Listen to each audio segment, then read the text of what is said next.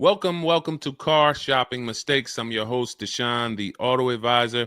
If you are car shopping now, or you will be in the next 3 to 6 months, type me in the comments.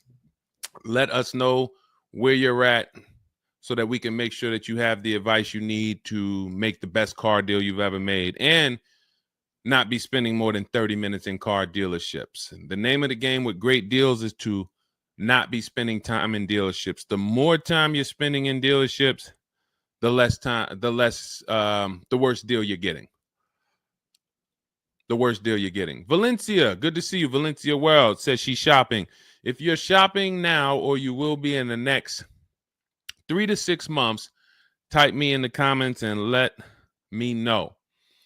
Now, for those of you who are not shopping right now, you still may hang around for the next hour, learn something, because you're going to see a lot of people ask questions that you will ask or you would have when you go start shopping. So what typically happens if you hang out here enough, somebody's going to ask the same question that you would have asked, and you can get your answers that way. So welcome to Truth. Good to see you. Let me hop on over to Instagram and actually pop in over there. And I'll give you guys time to start typing your questions. No questions off limit. I try to do just rapid fire Q&A. So you have questions about leasing, about loans, about, getting the best deal, new cars, pre-owned cars. If you just want to tell me your situation, kind of what your goal is, we can go from there. And that's typically how we run it here. So let's see. I'll give you guys time to start typing. Once we get the first couple questions coming in, Dolan will start to bring them into the show. And we'll go from there. All right, I'm just sharing the show. Shout out to the sharers. And before we even start with the questions, I want to talk about the mistakes that I see people making. Let's really start out with the mistake of this leasing versus buying. I'm so happy that over the last 3 years, who was taught never lease a car? You were taught or you heard never lease a car. I could not be more happy that we have been helping people get their first lease for the last 3 and 4 years. The financial advice we've been listening to concerning leasing has cost us thousands of dollars. I was going to lease a car next week. As long as you get 5 offers, cool money. As long as you get at least 5 offers, you're good. See, people are out there paying. There's a couple ways that you can get a car. You can buy it new, you can buy it pre-owned, or you can lease it new. When you lease a car, you're leasing it brand new. So if you look at the financial parameters, you ask yourself, if I buy a new car, how much will it cost me? Now, I want you to use this rule. Every $5,000 is about how much per month. This is not for the new people. If you're new here, type the number 1. Let me know you're new. You've never been on the show. I don't expect you to have the answer to this question. But if you've heard this before, then every $5,000 is about how much on a car payment. You may have seen this in my video. You might have seen this on a show. This is a principle we teach. I want you to lock this into your head forever. Let's see if anybody knows. Or we got a bunch of new people. Michelle's new. I see you. Cool Money's new. DJ Furious. Okay, I see you. Sandra Bonds on Facebook. You're new. Okay, a lot of new people checking in. We're live on YouTube, Facebook, Instagram, and TikTok. So if none of you know, I want you to remember this. Every $5,000 is about $100 per month. Good to see you, Digby, on TikTok. Every $5,000 is about $100 per month. So how do we turn that into a real budget? You look at a car, $30,000 divided by 5,000. You're going to see that's about 600. Well, that is 600. So when you see that a $30,000 car to purchase is $600, if you borrowed that money, now you know about how much that car is going to cost, about how much $600 a month will get you if you purchase. Now, if you lease, $600 a month, depending on the lease deal, could get you a $50,000 car. So we're driving. So if your budget is $600 per month, then you have a couple ways that you can get a car. You can go find a $30,000 new car, no money down. You're at about $600 on a 5-year loan. You can go find a $30,000 used car. You're about $600 on a 5-year loan. Now, for $30,000 used car, maybe it was like $45 when it was new. You get it for $30. Or you can get a $50,000, depending on the lease deal, brand new car that you lease. So let's drive this home. You have people pulling up in cars. They're all paying $600 a month. One of them is driving a brand new $30,000 car. They didn't put any money down. Another one is driving a $30,000 used car. They didn't put any money down. $30,000 car. Another one is driving a $50,000 brand new car. They didn't put any money down. Who's getting the most value? In the short term, it's the person driving the $50,000 new car. It's nothing you can say about that. It's no like, well, it depends. Nope. $50,000 brand new car, $30,000 brand new car, $30,000 used car. The person driving the $50,000 car at $600 a month is getting the most value, hands down. Now, in the long run, where do the people who buy win? That's where we talk about the 8-year rule. That's why if you're buying your cars and you're keeping it 8 years, you should be purchasing, not leasing. 8 years is when you win. So that's where I wanted to start at. Let's start, like, tear down this bad information you've heard and you've believed about leasing. And I see people asking, we got a lot of questions coming in. I see you, Jaguar Music, on Instagram. I see you, Cool Money. I see you, we got quite, I see, hold on. From what I can see, we got like 4 or 5 questions waiting. So Dolan, you could bring in the first one. Type your questions in, anything you want to ask. If you want to ask about leasing, I saw someone asked about bad credit. What about if I have bad credit? What about mileage with leasing? Just start typing those questions. We'll bring them all into the show and we'll get to them one by one. Is that true for someone that went into bankruptcy? Okay, so if you came out of bankruptcy, your goal should be to rebuild your credit as quick as possible. Right now, your credit's blank. You come out of bankruptcy, your credit's blank. You have nothing there, and that's a good thing and a bad thing. It's easy for you to build. I've seen people come out of a bankruptcy and literally they have a 700 score in 1 year. They're going to go get credit cards. Just like if you're 18. If you're 18, you go get credit cards, you don't use them. Pay $15 gas, or you don't have a car yet. You pay $15, $20 a month for something, pay it off. You're going to have a 700 credit score. The more you don't use your credit, the more credit they give you. So when they see that you have the credit, $500 credit card, $1,000 credit card, you're not using it, credit score is high because your utilization is low. So that's what you should be doing. You cannot come out of a bankruptcy, just wipe your credit, and then go into the dealership and be like, okay, now I can get a car. You have no credit history. So the first goal should be, let me rebuild my credit as quick as possible, and you can do this quick. You can do this quick. Follow Shonda Martin. Some of you know Shonda Martin. She's on pretty much every platform we're on right now, and she's Road to 750 plus. Now you got to let me know. Can you wait and build your credit for 3 to 6 months? Can you start to get some type of credit history? Or are you in need of a car right now? In which case you have to get a car with bad credit or no credit. Because if you don't have anything on your history, that's technically no credit, which is bad credit. So, okay, you need something ASAP. Okay, so what you should be doing, and again, if you don't have good credit right now, you should be buying the smallest car you can with the lowest payment. I got into the car business 2006. I was 22. I've been in and around the car business since then. So what is that? Almost 20 years now?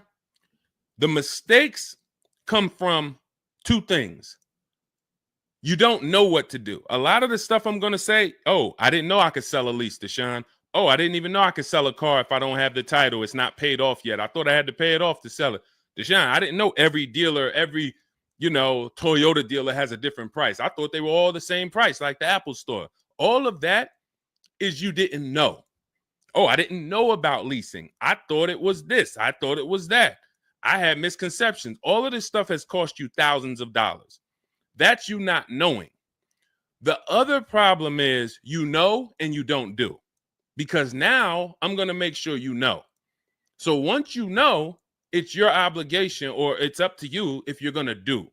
So if I have bad credit, I'm looking to rebuild my credit. I need a car right now.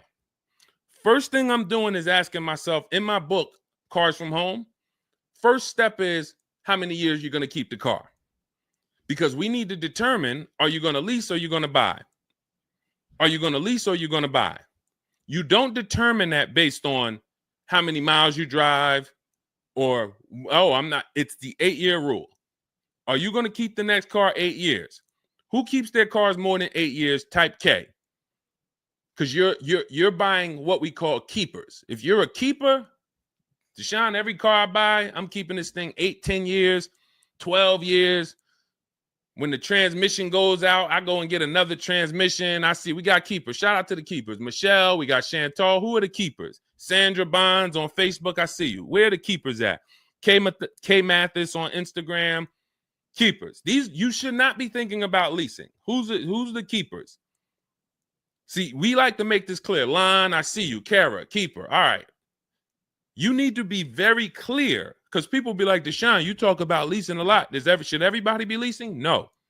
Everyone who's not keeping their cars 8 years should be leasing. And if you don't have the credit to lease, your goal should be get the credit to lease. But so the first question I'm asking you, if I have bad credit, is how many years am I going to keep this car? Now, to those of you because if you don't have bad credit, or if you don't have marginal credit, somebody is going to have it. There's a lot of people getting hit in this economy, and they're going to have credit challenges and need a car. Why is this important? Because let's just say I don't have good credit, but I'm a keeper. That means I'm not thinking about leasing. I'm looking to get a car that I can keep for 8 to 10 years or more, and I don't really have good credit right now. No problem, because the goal is find the best car for the best price, and then I'm going to get a loan, and I'm going to pay more for that loan because my credit is bad. I still need to get a great price on the car. We got to talk about that. Separating the price of the car from the loan. Some of you are savvy and you understand this, and some of you just mix these things together. But when it comes to getting a high interest rate because I have bad credit, as long as I get a good car, once my credit is better, what can I do with that loan? So let's say I got a great price on a car. I got a car, it's going to last 10 years. It's perfect, but I'm paying 21% interest. So I'm going to fix my credit, work on my credit. And then once my credit is good, I still want to keep this car. What can I do with this loan? Refinance. That's a simple fix. But if you don't realize that you're a keeper, then you're going in and you're getting a bad car. 6 months, a year down the road, 2 years, the car's having problems because you didn't take it seriously that you needed a long-term car. So not only did you mess up the plan because the car is going to start having problems, now I got to see, do I want to fix the car, or do I want to, I got to make the payment, now my payment's due, but then the car's having problems. All of this can be prevented. And you need to know up front what your goal is. But if your goal is to lease, Deshone, I'm not keeping cars 8 years and I don't have good credit, you should be buying the smallest inexpensive car you can that you can get a loan on. $10,000 car, go drive it for 2 years, make your payments, and then switch into a lease. If you're driving a car, if you're buying a car to keep, then you can go and get a nice car, get the most car you can afford comfortably. You're going to have a high interest rate, and then you refinance that car when you actually get, your credit up. So this is all in my book. My digital book, Cars from Home, breaks all of this down step by step. Whether you have good credit, bad credit, how to know when to lease, how to know when to buy, new car, used car, you drive a lot of miles. I have plans in there for everybody. It's a digital book. It's 5-star rated. Thank you to everybody who went to Goodreads and reviewed the book. You can get a copy of the book. It's normally $97. You can get it as part of my launch offer for 75% off. That's $24. It's for 2 hours. So as long as you get there, go to my TikTok bio, my Instagram bio, the YouTube comments or the Facebook comments, click that link, and you'll see $24 for 2 hours. Once that, as long as you get it before that, you got it for $24 instead of $97. And you can have everything step by step. So you're not worried about, I'm trying to remember all of this. You can watch the replay on YouTube too. But all of this is everything I'm teaching is part of a plan. It's not me winging it. This all comes out of my book. All right, go ahead, Dolan. Bring the next one up. Keep typing your questions. I know we got a lot of questions coming in from all 4 platforms, so Dolan will bring them into the show. Just keep on typing. What is considered marginal credit? Now, this is going to depend on what you're trying to achieve. I like to see all right, who's a homeowner? If you're a homeowner, type me. Now, if you had marginal credit before you bought your home, your realtor or your mortgage person probably told you, go work on your credit and then get your credit to this to get a mortgage. A lot of people do that. They go and they work on their credit, and once their credit is a 640 or 620 or 660 or whatever it is to qualify for the mortgage, they go and get their mortgage. That's how it should be with a car. You want to get yourself, if you have the time, you want to get yourself to about that 660 mark. That 660 mark puts you, and I'm talking, do not use Credit Karma. Do not use Credit Karma. The amount of people who used to come into the dealership we run their credit, it's low 6s, 609, 590. And then they call me back, a couple months down the road. Oh, Deshone, yeah, my credit's better. And then we come in and they're like, yeah, I think it's up to about a 660, 680 now. And then we pull it and it's a 620, 630. And that's Credit Karma. Do not put yourself in a position where you're listening to Credit Karma. Pay. You can go to Google and you can type in, get my FICO scores. You want your FICO scores direct from the credit bureau. If you don't subscribe to a thing that gives you it before you go and make a purchase, you want to know what your FICO score is, not what a Credit Karma score is. But if you have the time, you want to try to get your FICO scores all above the 660, 670 mark. That's going to be in that good category. You can qualify for a lot of leases. Now, if you're in the 650, I want you to think about this.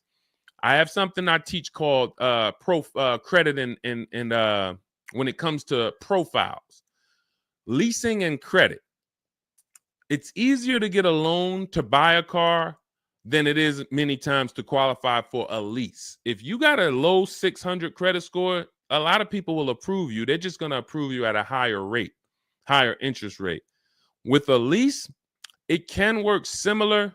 But sometimes when you're in that low 620, 630, it's very tough to get approved. They're not going to take that much risk, but you may have a strong profile. So when you go into this, it's not black and white, guys. It's not like you can say, if my credit score is this, I'm done. What if your credit score is this, but you have a car payment already you've paid on time?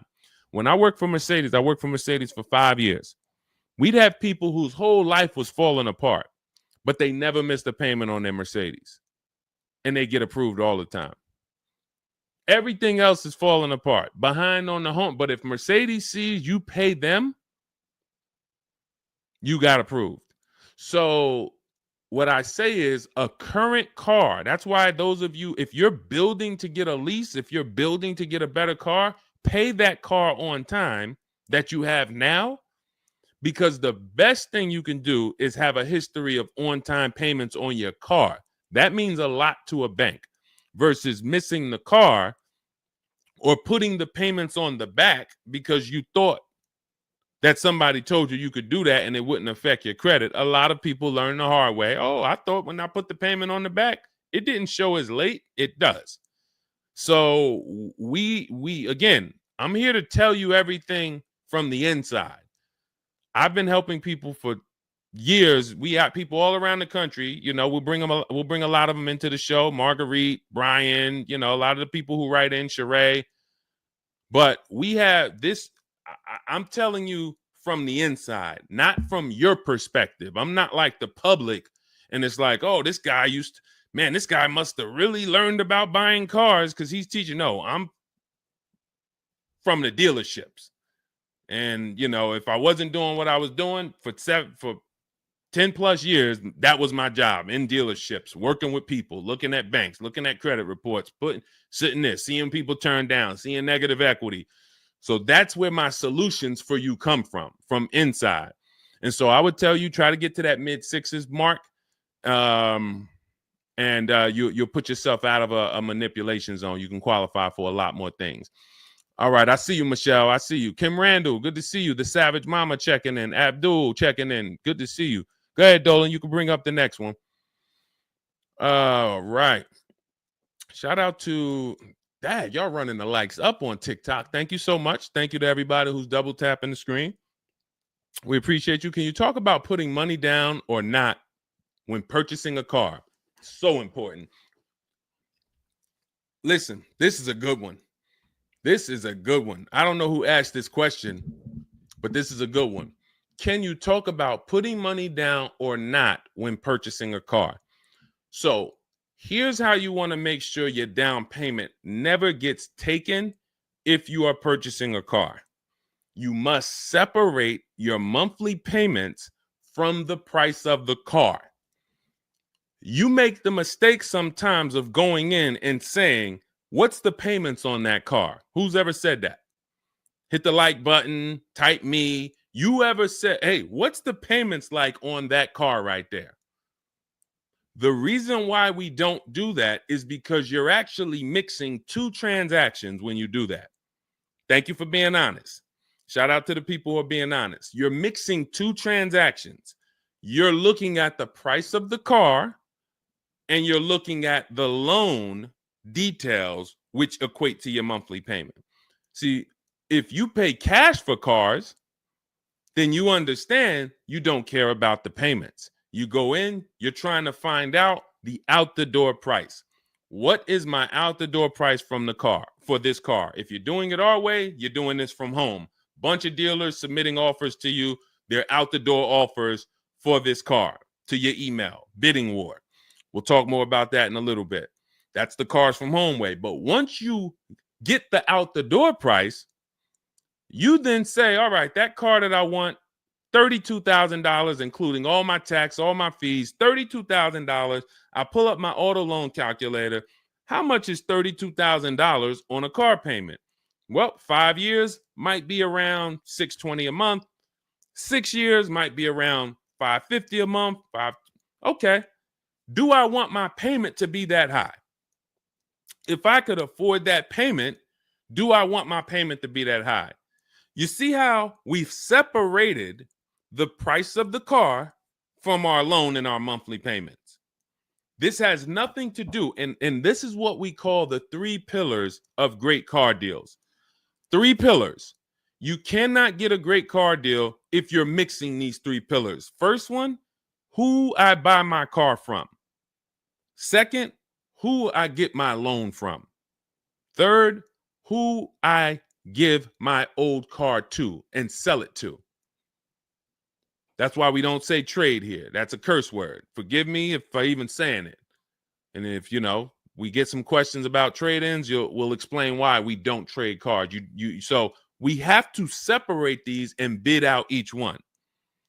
You have so many online tools at your disposal that you just don't know how to use yet when it comes to your cars. You know how to use Amazon to go buy a TV. You know how to get a subscription to YouTube. You got a ton of online tools you know how to use. Shazam, what's that song? Shazam it. But the online tools about car buying, you just don't know how to use them. That's where I come in. Our entire system is showing you websites that do this, tools that do that. And so we can make sure that we're getting the best deal. So the only way you're going to make sure you never lose your down payment is you have to separate the monthly payments from the price of the car.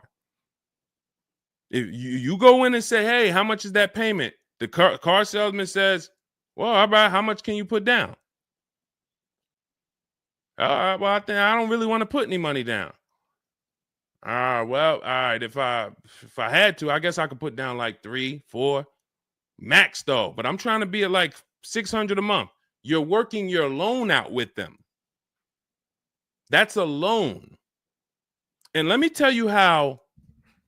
Let me show you why you can know you shouldn't be mixing these transactions. There's big money in all of them. There's a ton of people who want to sell you a car. There's a ton of people who want to give you a loan. They don't sell cars. Let me say that one again. There's a ton of people who want to give you a loan. They don't sell cars. They want to compete for your loan. That should tell you there's a lot of money in the loan business.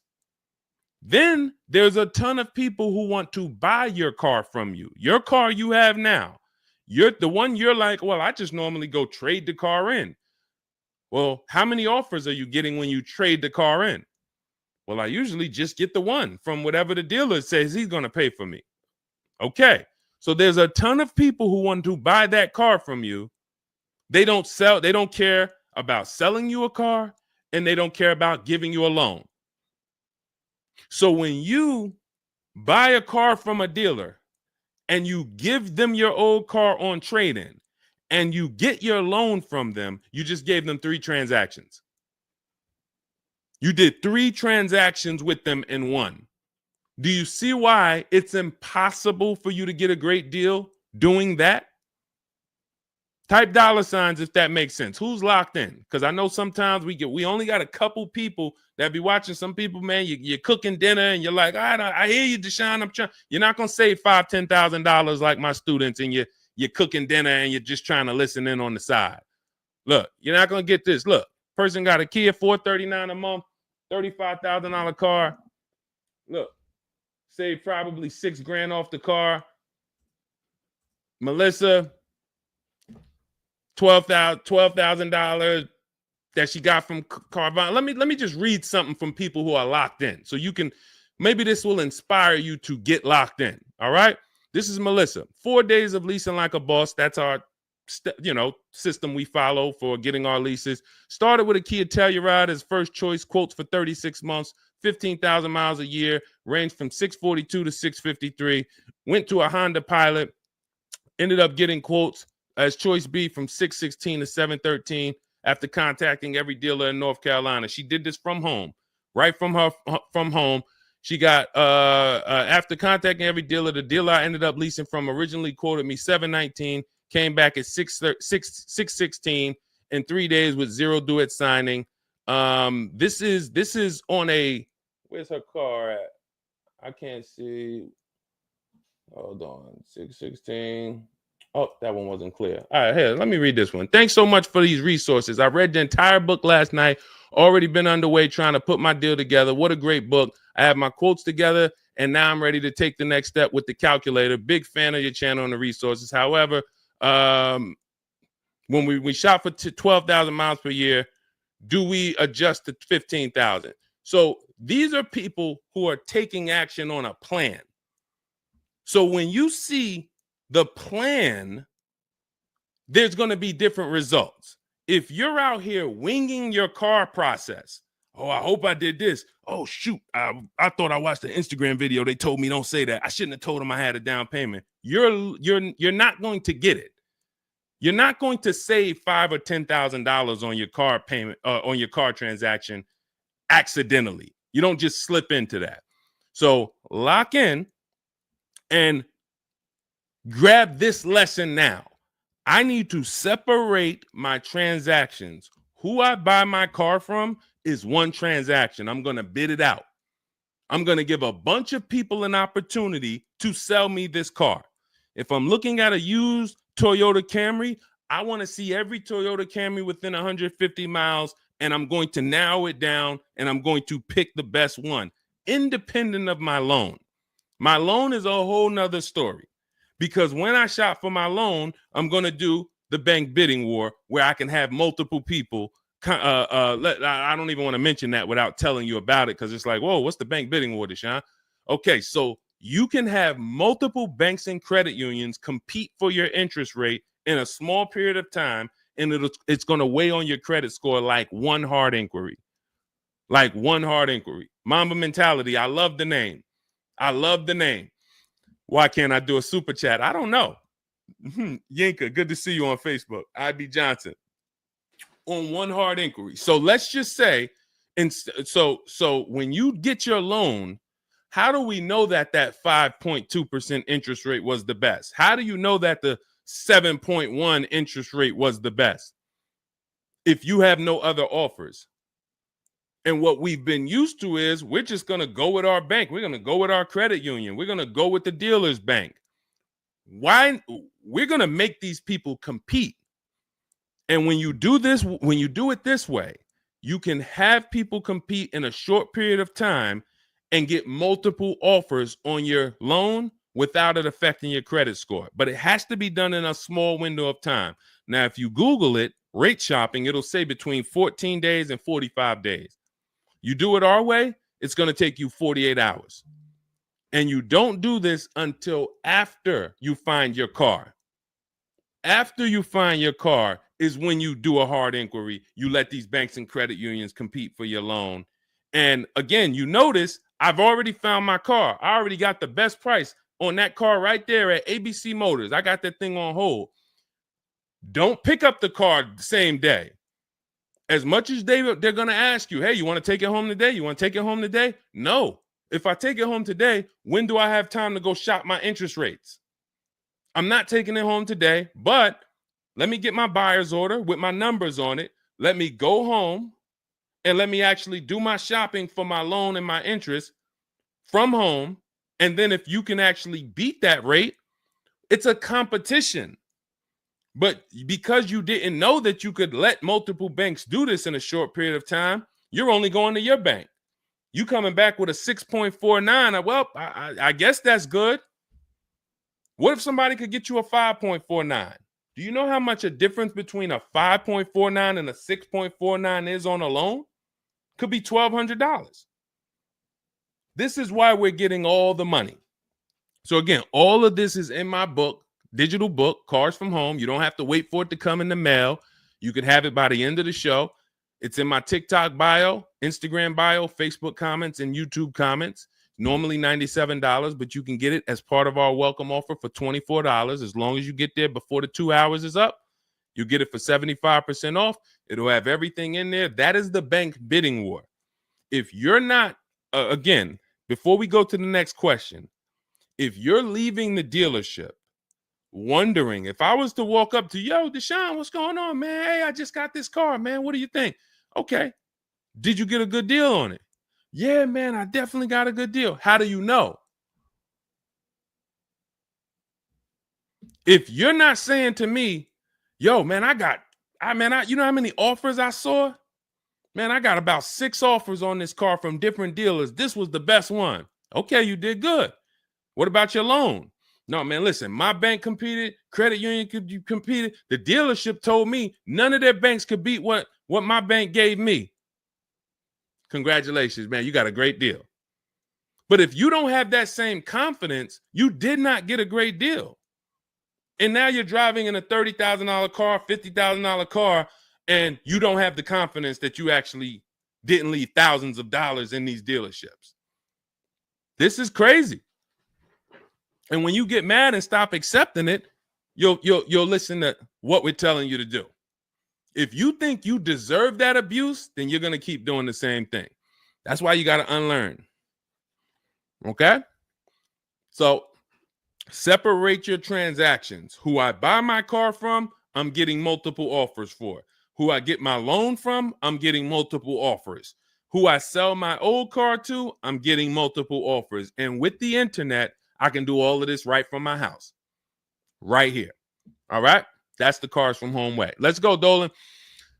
All right. Keep typing your questions. I see you, Mamba Mentality. I see Mamba Mentality got a lot of questions. Samante Love, good to see you. Jay Bass, good to see you. Yep, Jay Bass. Separate transactions. Exactly. D So Chill on TikTok, good to see you. Lisa on TikTok, good to see you. Hector Ruiz, thank you, Hector Ruiz. Shout out to the sharers. Shout out to the sharers. I always got to take time to shout out the sharers. We can't do this without you. All right, how can I schedule a consultation with you? Also, does it make sense to lease a pre-owned vehicle? So let me answer the bigger part of the question first. Most leases are going to be brand new. There's only been a few manufacturers that have tried to do a pre-owned lease program. Lexus tried it. BMW's tried it. And there's certain brands that can technically lease a used car. The reason why I don't like it is because it's not enough of a wide stream. It's not enough of a mainstream program to create competition. And if you can't create competition, then you don't know if you're getting a good deal. If you walk in to lease a brand new car and you're walking in and again, we don't do this. We never sit down in a dealership. We're there to test drive only. We're never talking numbers. But if you are doing it the old way, you're going to go in and then you're going to get a bad lease deal presented to you. And they'll say, well, I could lease you this 3-year-old one and it'll save you like $150 a month. How do I know that's a good deal? It might be affordable. And sometimes you confuse affordable with a good deal. It's not a good deal because you could afford it. I want to let that sink in. We confuse, you know how many people I watch get a horrible deal, but they go home and they're like, yo, man, they got me to my payment. Bad credit usually. A lot of people with bad credit will brag about yo, man, you got to go see Joe, man. Why do we need to go see Joe? Man, he got me in a car. Nobody else could. All right, let's look at the numbers. Dag, you're paying 24% interest. You know this is an 8-year loan? You know this is an 8-year loan. Oh, nah, I just, listen, man, Joe, you sending all your friends to Joe. Oh, look, and this car has 70,000 miles on it. You paid 28,000 for it? See, because they got you to a payment you could afford. So you thought, good deal. Now, I go into a Bentley dealership right now. Bentley's $300,000. And they say to me, we'll give you this Bentley for $150,000. So they give me somebody offers to give me a $300,000 Bentley for $150,000. 50% off. We're going out of business. Take it. Can I afford it? No. Is it a good deal, though? Is it a good deal? $300,000 Bentley, half price, 150 grand. Many people, you don't have that in your budget to go and bring 150,000 dropping on a car. Now, if you want to do a business thing, go buy it for 150, quickly sell it to another dealer for 220. Okay, that's what we would do. But I'm not talking about that. I'm talking about just you alone. Affordability does not equal deal. A deal is a deal whether I could afford the deal or not.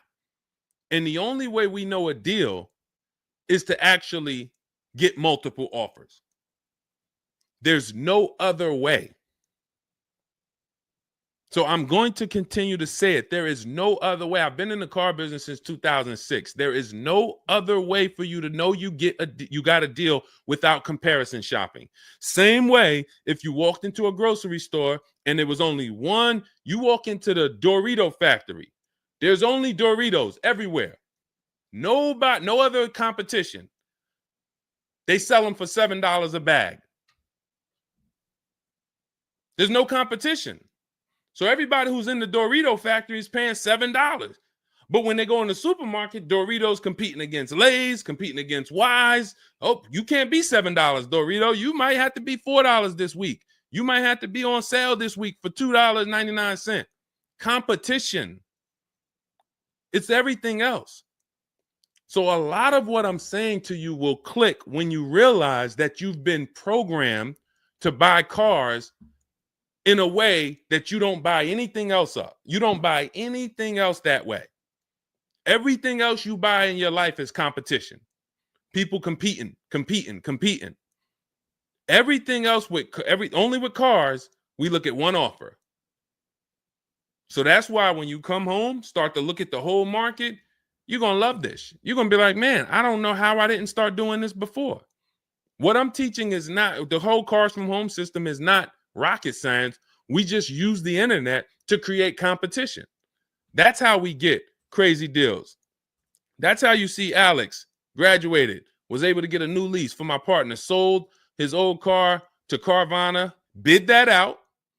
Notice he didn't trade it. He didn't say I traded in my car. I sold my old lease to Carvana, old 3,500. He got 14. That was his highest bid. Went test driving, got a 2025 Hyundai Tucson, got a 1.3% lease deal, no money down, $42,500 car, $580 a month, and that's a 1.3% lease. Now, $42,500, guys, would normally be, with no money down, about $800 a month. Maybe about $825 for 5 years. He's paying $580. So when we talk about leasing keeps thousands of dollars per year in your pocket versus purchasing. Thousands of dollars, not hundreds of dollars per month, but thousands of dollars per year. So so to answer your last question, I don't do consultations. We have 3 ways we help the public: through my book, through our Shop with Deshone program. A lot of these people that you're seeing me share, they've either got my book or they're in our Shop with Deshone program. Just Ralph, Jen, Stormy. Just wanted to let you know that your package worked. $48,000 MSRP, no money down. She's paying $622 a month. That's normally a $900 payment. Marie, some of you know Marie from some of our other shows. We talked about her. Just wanted to reach out. Thank you. She used the book, saved over $13,000 off of her Mercedes, got her payment to be hundreds lower per month, maintenance included. Just wanted to say thank you. She got a 2025 GLC Coupe. Some people have this same car. You're looking at this car. You're like, hold on, Deshone, I got that same car. Did you get $13,000 off? Did you get $13,000 off? This is when we got to say to ourselves, whoa, what's happening that Marie got $13,000 off? I thought I did okay. I got $4,000 off.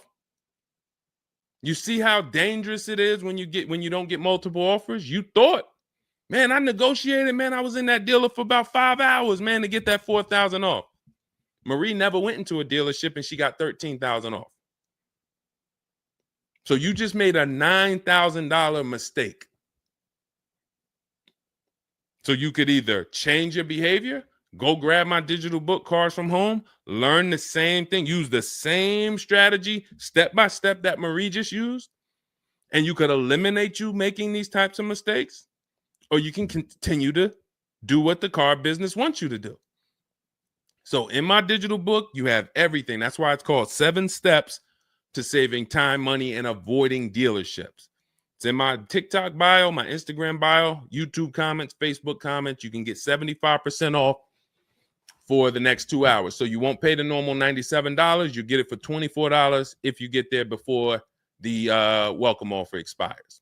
And that's a digital book. It'll be in your inbox by the time we end the show. You'll have all these strategies to use for you, your family, your spouse, your kids, to make sure every transaction you're winning. You're leaving no money on the table. All right. So yes, I don't do, and you'll see in our Cars from Home toolkit in my bio, we do have a program where we shop for people around the country. In fact, before we go to the next question, let me show you what you'll be able to do. But in our case, we do this for clients. So you get in where you fit in. I don't tell you, it's like if I put a buffet in front of you, everything gets you full. You get the book, you're there. You come into Shop with Deshone, we do it together. You watch our video checklist. You have coaching calls, we have Zoom calls, we have a private Facebook group. You get to your goal. Or you can, if you qualify, you got to have the credit. You got to be shopping for a new car. You can look into our Done For You program. You can book a call with our team. But here's an example of how big of a margin these offers. I want to show you the difference between some offers here, because some of you don't really see it. Hold on. I got to label these better for our next show. Okay, here's an example. So we can see here for this particular car, the payments range, all of the car itself is $64,000. We're shopping for a Genesis. This particular month on this particular car, the payments range. Y'all ready? We got 6 offers on this car. The payments range from, well, I'm just reading them to you. $973, $899, $1,102, $1,066, $921, $913. Now this is initial payments. Why is there a $200 difference in these initial payments? This is why you never want to take people's first offer, because the initial payments are going to be high. But even in the initial negotiations, why is it, Deshone? Wait, all of these cars are the same price. Why is one dealer at $1,050 and another dealer is at $899? Because they're criminals. So what do you think you're doing if you just walk into a dealership and say, let me give this dealer a shot at negotiating? If you're negotiating with the dealer that's at $1,050 or $950 or $975, where are you going? And the goal is to have that dealer. This is why when these dealers come, when they come down $100, you think, oh, I had to win. Man, they just came down $100 per month. They started out, they were at $590, and now we're at $490. This has to be a good deal. Well, how do we know that they weren't supposed to start at $490 and end up at $390? If this is clicking for you, type a $, because this is clicking for some of you. Those of you who are locked in, this is why it has to be a mentality change. I'm pulling back the curtain so you can see that, Deshone, it's been feeling like when I go to buy a car, it's a mental game. I drive off and I'm kind of happy, but then I don't really have the peace. I don't really feel like I did good. I'm kind of hoping I did okay, right? That's you, right? So I'm telling you that your gut has not been lying to you. I see you, P. Honda Fundamental Salon. Good to see you. Got my book. Use it. Use it and win. So your gut is not lying to you. I'm just the one from the inside coming to tell you that you closing your eyes and hoping things go well is not working. It's not going well for you.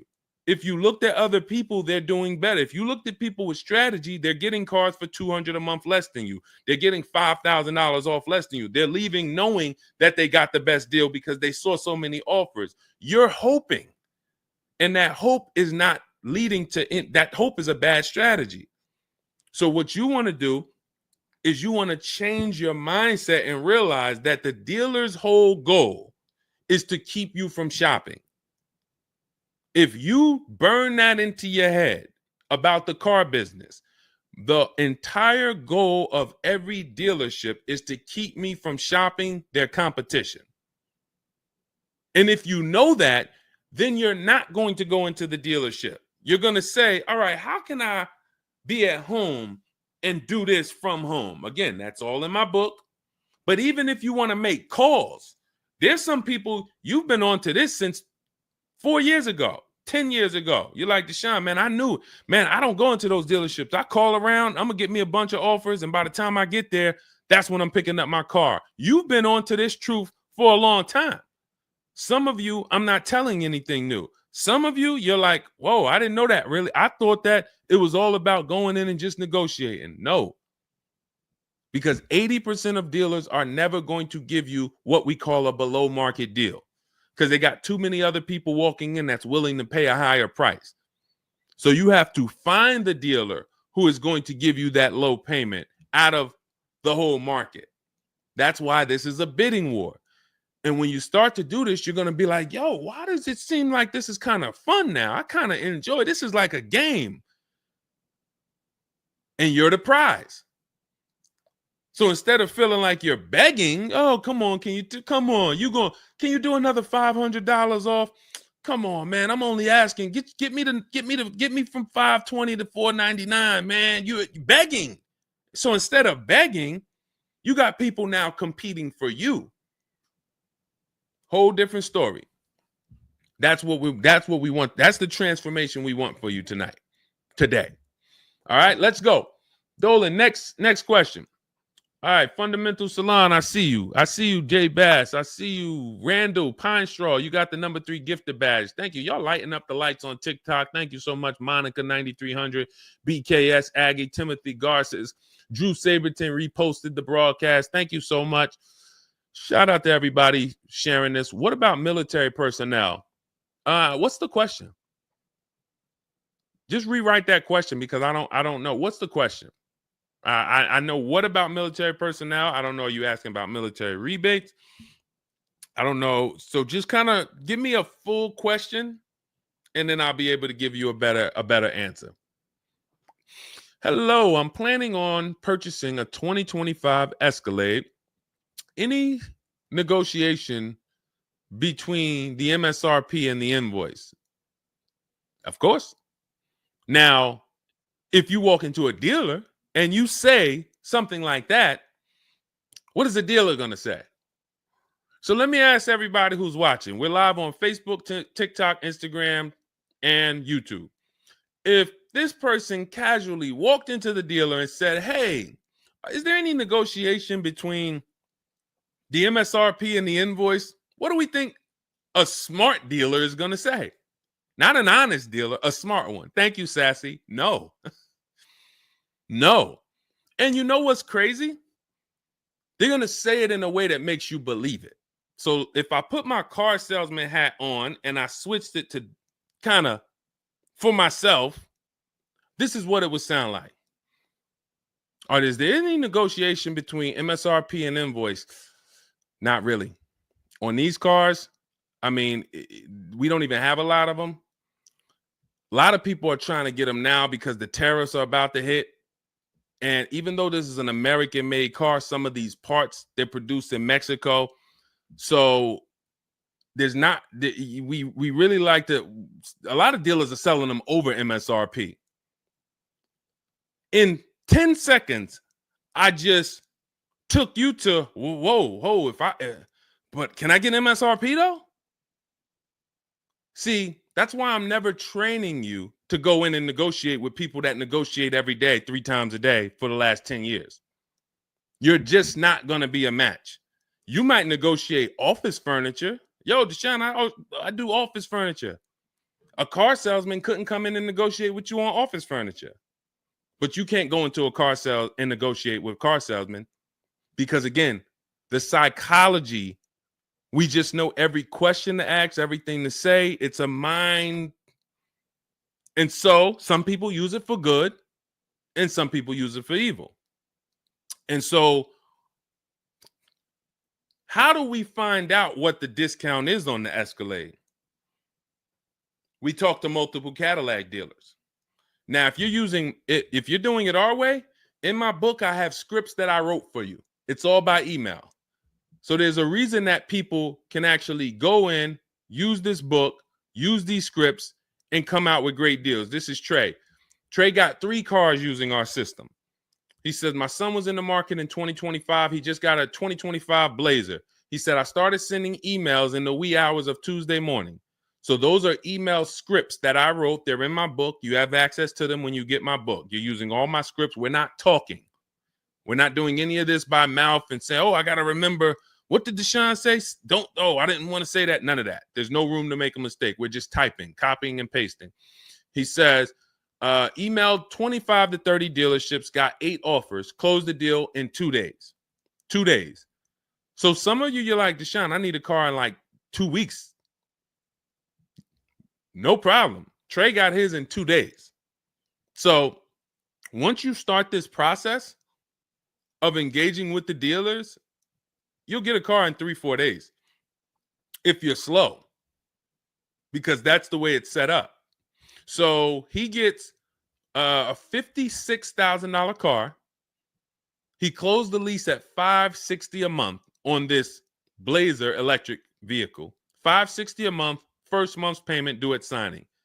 That is a $56,000 car. And he's gotten 3 cars. He said his first one with our system was 2.5 years ago. He leased another vehicle for his daughter last October, and now he just got his son's lease. 1.5% lease, a 1.33% lease for his daughter, and a 1% lease for his son. So if you're doing it our way, you're sitting at home, you're getting multiple Cadillac dealers to compete by email, and then you're going to see, oh, this one's going to take off $2,000. This one's going to take off $5,000. These 4 are taking off nothing. This one, he's charging $3,000 over the list price. Oh, here's the winner. They're taking off $5,000. That's the best offer. Now, sometimes you get a deal like Sean, and we never know when the bottom is. And let's take this Genesis. Perfect example. This is a 2025 Genesis GV80. As you can see right here in writing, if you're on TikTok, you can't see, but if you're on Facebook, YouTube, or Instagram, you can see. You can see, let me just take that comment down real quick, Dolan, so I can show the discount at the bottom of that sheet, please. Just snatch that just for 1 second. Look at that. $8,469 off retail price. Brand new 2025. Okay, you could put it back up, Dolan. Thank you. So when you look at that, this is the lowest offer of multiple offers. Maybe $8,500 is the best discount on this particular vehicle. But when we go to Sean, let's go to Sean. F-150 Lightning XLT, $73,000 vehicle. What's his discount? $21,000. Look at the dealer discount and look at the rebates. And every dealer is not going to tell you the rebates. Some dealers will not be honest with you about the rebates. They'll hold some of them or they'll hold all of them. When he got all his offers, he saved $21,000 off the price of the car. So how do we determine, to answer your question about the Cadillac Escalade, what's the discount between MSRP and invoice? We don't know. Could be the best discount could be $3,000. The best discount could be $5,000, could be $10,000, $12,000. We don't know. And because you don't know, you cannot negotiate. If you knew that the best discount you could get on a Cadillac Escalade was $8,000, you knew that, then it would be easy to negotiate. I'm just going to go on. All right, man, come on. You're at $6,000. Nah, man, I want another $1,000 at least. I'll let you keep the last $1,000, but you got to get me to $7,000 because you know the bottom, $8,000. No car that we go in to get do we ever know what the bottom is. So what you're doing is you're feeling for the bottom. But if Sean thought $10,000 off was the bottom for his F-150 Lightning, then he wouldn't have got $21,000 off. That's the danger. So when I say to you, you're leaving $3,000, $5,000, $7,000 on the table, you can't say to me, Deshone, no, I'm not. Because I get so many offers, man. I know I'm not leaving money on the table. You don't know you're leaving money on the table. I got $8,000 off my Infinity truck I got when I leased it. How do I know that was the best offer? Because I had 7 other offers. I had 7 other offers of Infinity dealers that I went back and forth with by email. This one giving me $3,000 off. This one $4,000. This one $6,000. This one $6,000. This one we'll do $8,000 off. You got it. You won. Took me 60 minutes. This is where I want you to get new cars, used cars. You're making your deals from home. You're the prize. You're going into the dealership to pick up your car, man. They like, man, you sell cars? How'd you was like quick, man, that you kind of knew what this was quick. Car salesmen going to love you because you didn't waste their time. You didn't tie up 8 hours of their time. They're making deals with you in 20 minutes, 30 minutes. It's great for everybody, but it's mainly great for you. That's what we want. Okay, all of this is in my digital book, Cars from Home, 7 Steps to Saving Time, Money, and Avoiding Dealerships. It's not a mail book. It's a book. You can have it in your inbox in the next 5 minutes. Normally $97, but as part of our welcome offer, you can go to my TikTok bio, Instagram bio, click those links. You can go to the Facebook comments or the YouTube comments. Dolan has a link for you guys. You get 75% off. That's $24, but it's only for 2 hours.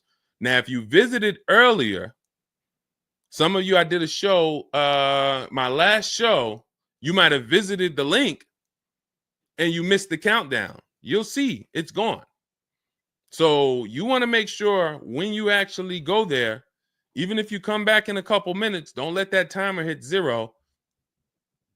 Book's still worth $97. You saw Marie, she saved $13,000. So I think if Marie, if she was on the show, she would say, look, even if you missed the $24, get that book. Save me $13,000 off my price. All right. Corey Duncan, I'm just catching your comment on TikTok. Look, it works, y'all. I promise. Leased a car back in April after using his book. Got the best deal. You see what I'm saying? Like, and this is all over. It's too many people for me to pay. When I tell y'all, like, it's too many people. I pride myself on not can Deshone get great deals. Obviously, you guys know if I could sit on here and answer your questions for an hour and a half. Clearly, I've been in the car business since 2006. Clearly, Deshone can get great deals. But can other people? That's why I'm showing you other people. That's why I'm showing you Benita. That's why I'm showing you Kimberly got 20 grand off her Maserati when she got it. Zafrina got 2 cars. She got a car last year, got her Jeep Grand Cherokee, $66,000 car. She got it for $579 a month. And then she just got another car that she posted 2026. Not even a 2025. 2026s. It ain't even out yet. She got a Kia or just came out recently. Kia EV6, $76,000 vehicle. She got it for $742 a month. She leased it. Now let me just do some math for you real quick on how crazy a deal that is that Zafrina got on her second car. The first one's crazy too. They're both crazy. But let me just, here's how we judge a lease. We judge a lease by how much we're paying and how much car we get to drive for that payment. So the reason I created the 1.5% rule is for you to know you're paying too much money for a car you're giving back. The 1.5% rule tells us if we divide the monthly payment into the MSRP with no money down, it creates a percentage. And if that percentage is over 1.5 for 12,000 miles per year, we're paying too much. It's no value there. It's a bad value lease. Let's look at Zafrina's deal that she just got. She's paying $742 a month, and she got a $76,000 car. So let's say, go into our calculator, $742 a month, 36 months.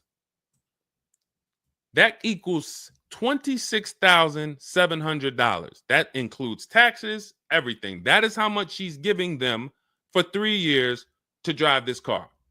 $26,700. It's a $76,000 car. You don't have to be a mathematician to know that if you walked into a showroom and you saw a $76,000 car, once taxes and fees and everything were on top, it's over 80 grand. And you could drive that car for 3 years for $26,000 and you give it back to them, we don't have to, we can imagine how much value that is. So that's how we judge a lease. And the more I pay, the more I have to look at, okay, is this a good lease deal? Is it a great lease deal? Is it a steal? Zafrina got a steal. Anything 1% or lower, it's a steal. From 1% to 1.5%, that's a good deal. Well, let's say from 1% to 1.25, great deal, great value. And then from 1.25 to 1.5, good lease deal. So it's good, great, and a steal. Any of those is good. It depends on the vehicle, and it depends on how well you get offers, because different vehicles have different lease programs. But once we get, you don't walk into a dealership and say, hey, get me to 1.25 or get me to 1. You don't do that. You got to see what the best offer gets you. But this is where you want to be at. Empowered shopping. Okay. Thanks, Randall. I'm working on my lease deal now from the book. Way to go. Way to go. All right, Dolan, go ahead. Pull up the next one. I'm going to take a sip of water. I see we still got a lot of questions to get to. Let's go.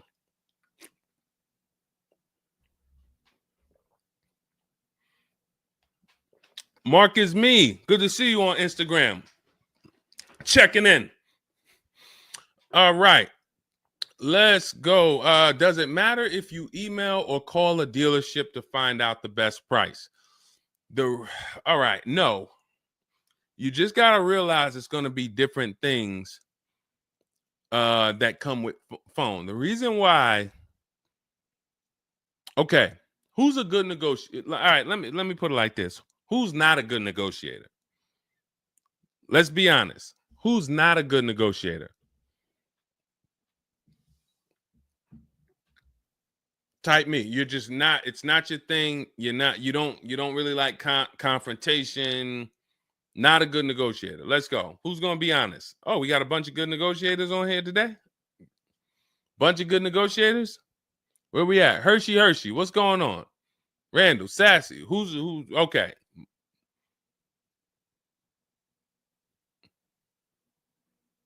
Okay. Couple people that want to be honest. Everyone else is a great negotiator. You need that to get on the phone. In order to get on the phone, you need to be a good negotiator. You need to be quick with your words.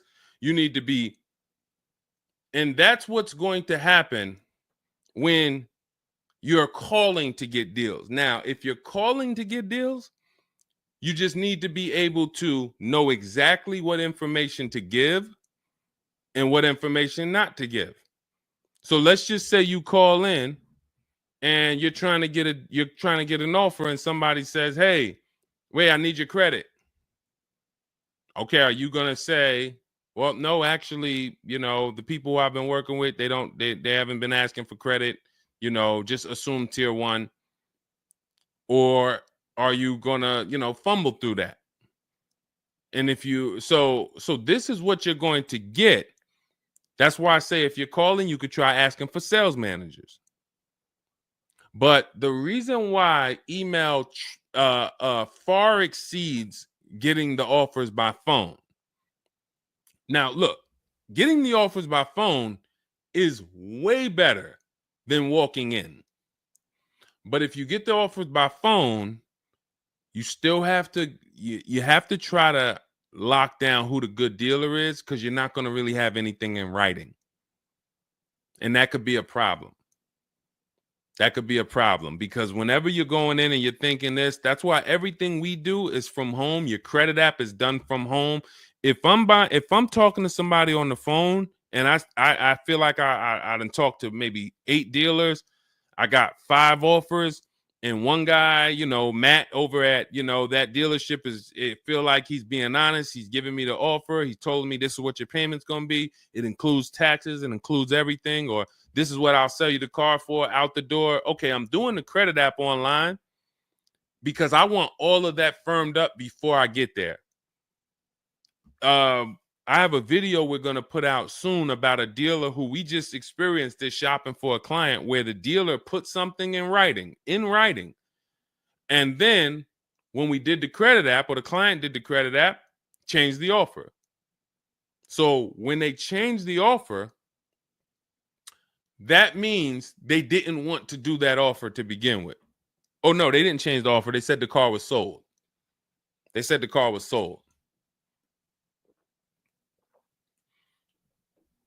Me knowing what I know that what they wanted to do was tell you one thing and then they wanted you to come in so that you could so they could raise the price on you. This is why we are not going in until we do our credit app online. And when I tell you we are doing everything from home, except the test drive, we are doing everything from home. We're not going in, all right, come on in, let's finalize this. No, we'll come in and pick it up. You can send me the credit application. I will email you my driver's license. I'll email you my insurance card, because when you do this, your deal is solid. If you're going in the dealer to finalize your transaction, the deal is actually not solid. The deal can be changed. And what you'll see sometimes, like in this video we're going to post, is once they find out they can't get you to come in to actually change the price, that's when they're going to start changing the tune. That's when things are going to change. And you know, okay, I see what you were trying to do. You were trying to get me in there so that you could change the price on me. So that's why email is really the gospel when it comes to us. And another thing, you don't have to talk to anybody. You don't have to remember what you're going to say. What's up, Robert Ishel? You don't have to remember what you're going to say. You don't have to worry about saying the wrong thing. When you're doing this by email, especially when you're using our stuff, if you have my book, my digital book, everything's in there. The scripts are in there. When they say, when can you come in? We have a script. When they say, hey, we only give quotes on for people who are in here, we have a script. When they say, hey, I don't have this car, but I might be able to get it for you. Are you open to that? We have a script for that. Everything, we have probably 50, 60 scripts. Everything they're going to say. So that allows us to have conversation by email. We're not just emailing. We're having, Marcus Me asked, I see a question about warranties. I got you. Hang on. Mark, we're not just emailing. We're having conversations by email. Big difference. Conversations by email move things forward. Oh, we can't do this. Oh, how about this? Hey, it's a back and forth. That's why our scripts are so powerful, and they move things forward and they keep it on your agenda. So again, me, myself, I could do it either way. If I was doing one car deal, I could call around. I'll ask for sales managers. I'll talk to the sales manager. I'll try to get a car deal done. But it's the transferring of information, and this doesn't work on a used car. So this only works on new cars. So if I was buying a used car, it's a whole different system. But another reason this isn't effective. What's up, Smitty? Hopping in on TikTok. Another reason that's not effective. Again, better than you walking in. I'm just being straight up with you. If you told me is that better than me walking in? 100%. Get on the phone. You will do way better on the phone than walking in. But compared to email, you ask me like email or phone, which one's better? Email crushes it because I can have conversations quicker. I have stuff in writing. I don't have to worry about not having something in writing, and I show up and I thought that it was this and then it's that, and then it's nothing I need to remember. Yeah, I think that's enough. I think that's enough. So again, in my book is all the scripts. And without you knowing what to say when they say this, then the conversation is going to move slower and you'll be typing everything manually. What should I say to them? All right, what should I say to this? When they say, "Oh, can I have your full address?" Okay. These are the things that you want to know how to respond to. Okay? All of that is in my book. But again, either way is better than walking into the dealerships. Walking into the dealerships is where you're going to lose. All right, go ahead. Next question. Kevin Carroll, Jamie Rodriguez. Good to see you. How do we apply for a soft credit pre-approval? You have to find a bank or a credit union that does it. If your bank or credit union should be the first people you ask, can you get a soft credit pull pre-approval? Because the soft credit pull pre-approval doesn't start the rate clock, doesn't start first of all, the rate clock starts at the hard credit pull, which means your credit bureau, Equifax, Experian, TransUnion, they're looking now and saying, okay, you have a certain period of time where you can do more of these to actually get different rates. But once that period of time closes, we're going to update your credit score. So let's just say you get that hard inquiry, and when it closes, your credit score drops 10 points. Okay. Had you gotten 3, it would have dropped 10 points. In that window, same 10 points. But if you let the window close, then you go and get another hard pull. When the next window closes, it's another 10 points. That's why we don't want to be moving like that. We don't want multiple hard pulls in a spaced out period of time. So you want soft credit pull, and if your bank or credit union doesn't do it, go to Google. Go to Google, type in soft credit pull pre-approvals. Find a bank that does it, because all you want to do is put your budget together. This might not be who you get a loan from. It's just for you to put your budget together. And if you've ever bought a house or you got a mortgage, you'll see, all right, you might pre-approve me for, 4.25 interest rate.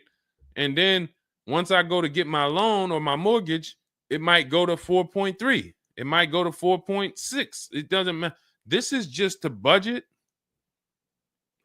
You need something so that you can know how much you can spend. That's the purpose of the pre-approval.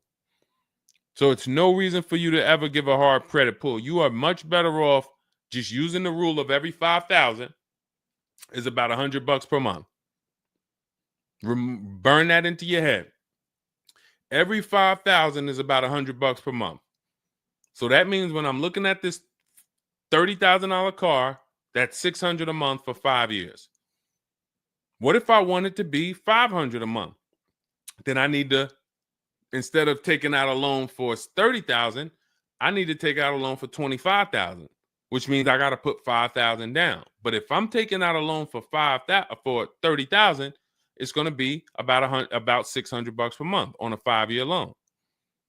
You could go to 6 and it'll drop it a little. For 6, it'll drop it another, But if you don't have that rule of 5,000 in your head, you're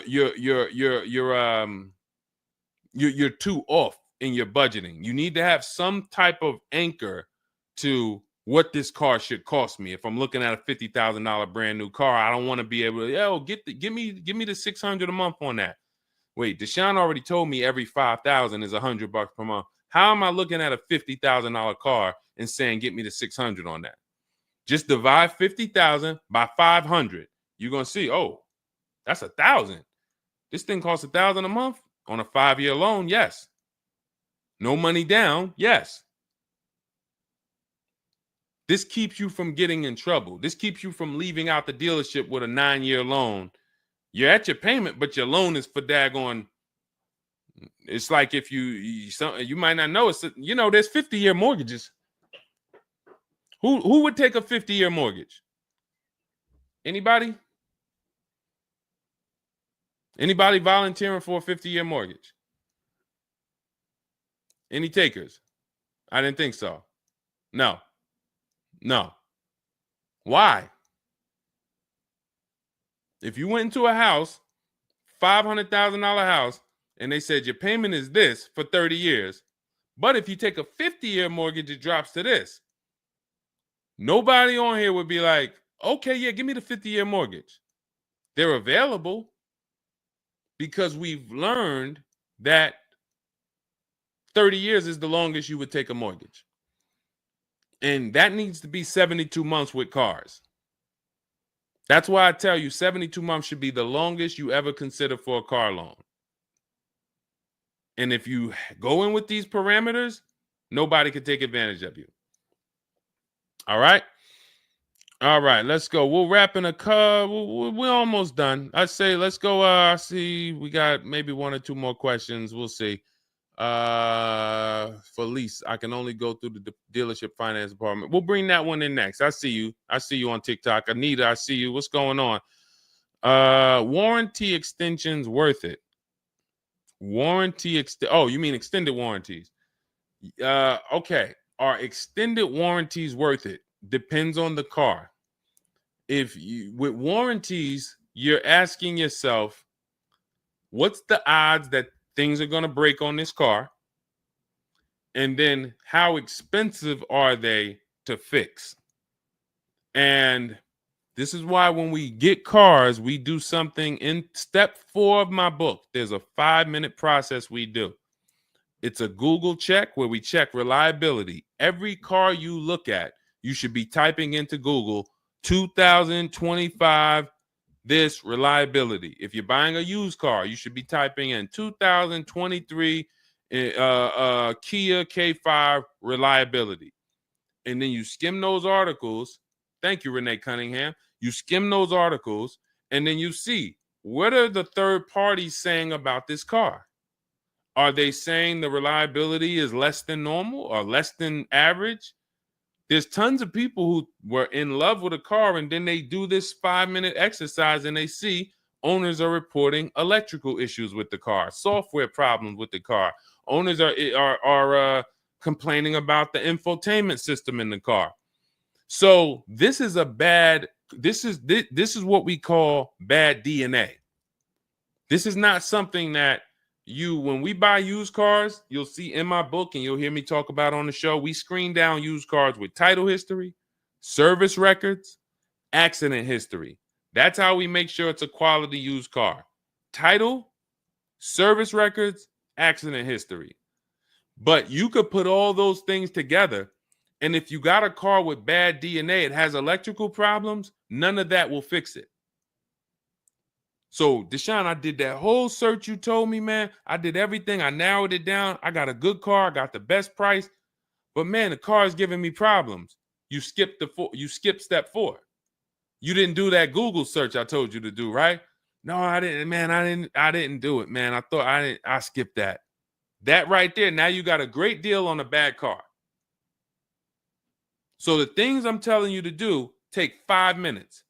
Nothing that I have talked about on this stream takes 2 hours or 1 hour or 45 minutes. Shoot, I have my car in 60 minutes.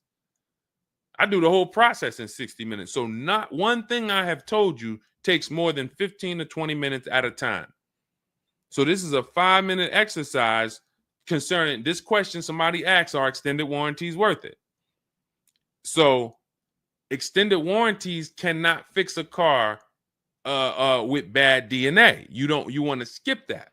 So once you find out, okay, I got a car. For example, there's certain Nissans, when you pull them up, you do you're going to type in the year, the make, the model, longevity. Going back to the keepers. Everybody who answered earlier, they're a keeper. You buy your cars, you keep them more than 8 years, type K for keeper. You don't lease.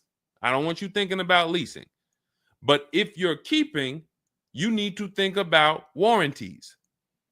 Just like people who lease don't need to think about warranties for the most part, unless they're a high mileage driver, they're getting a high mileage lease, they're not thinking about warranties.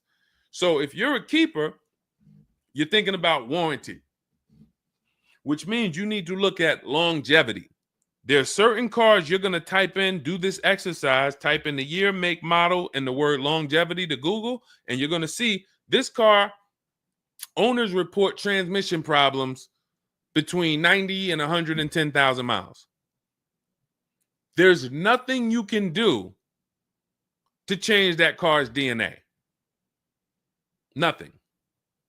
So yes, you can get one with good service records, good accident history, good title history. Nothing you can do to change the fact that that car has transmission problems from 90 to 110,000 miles.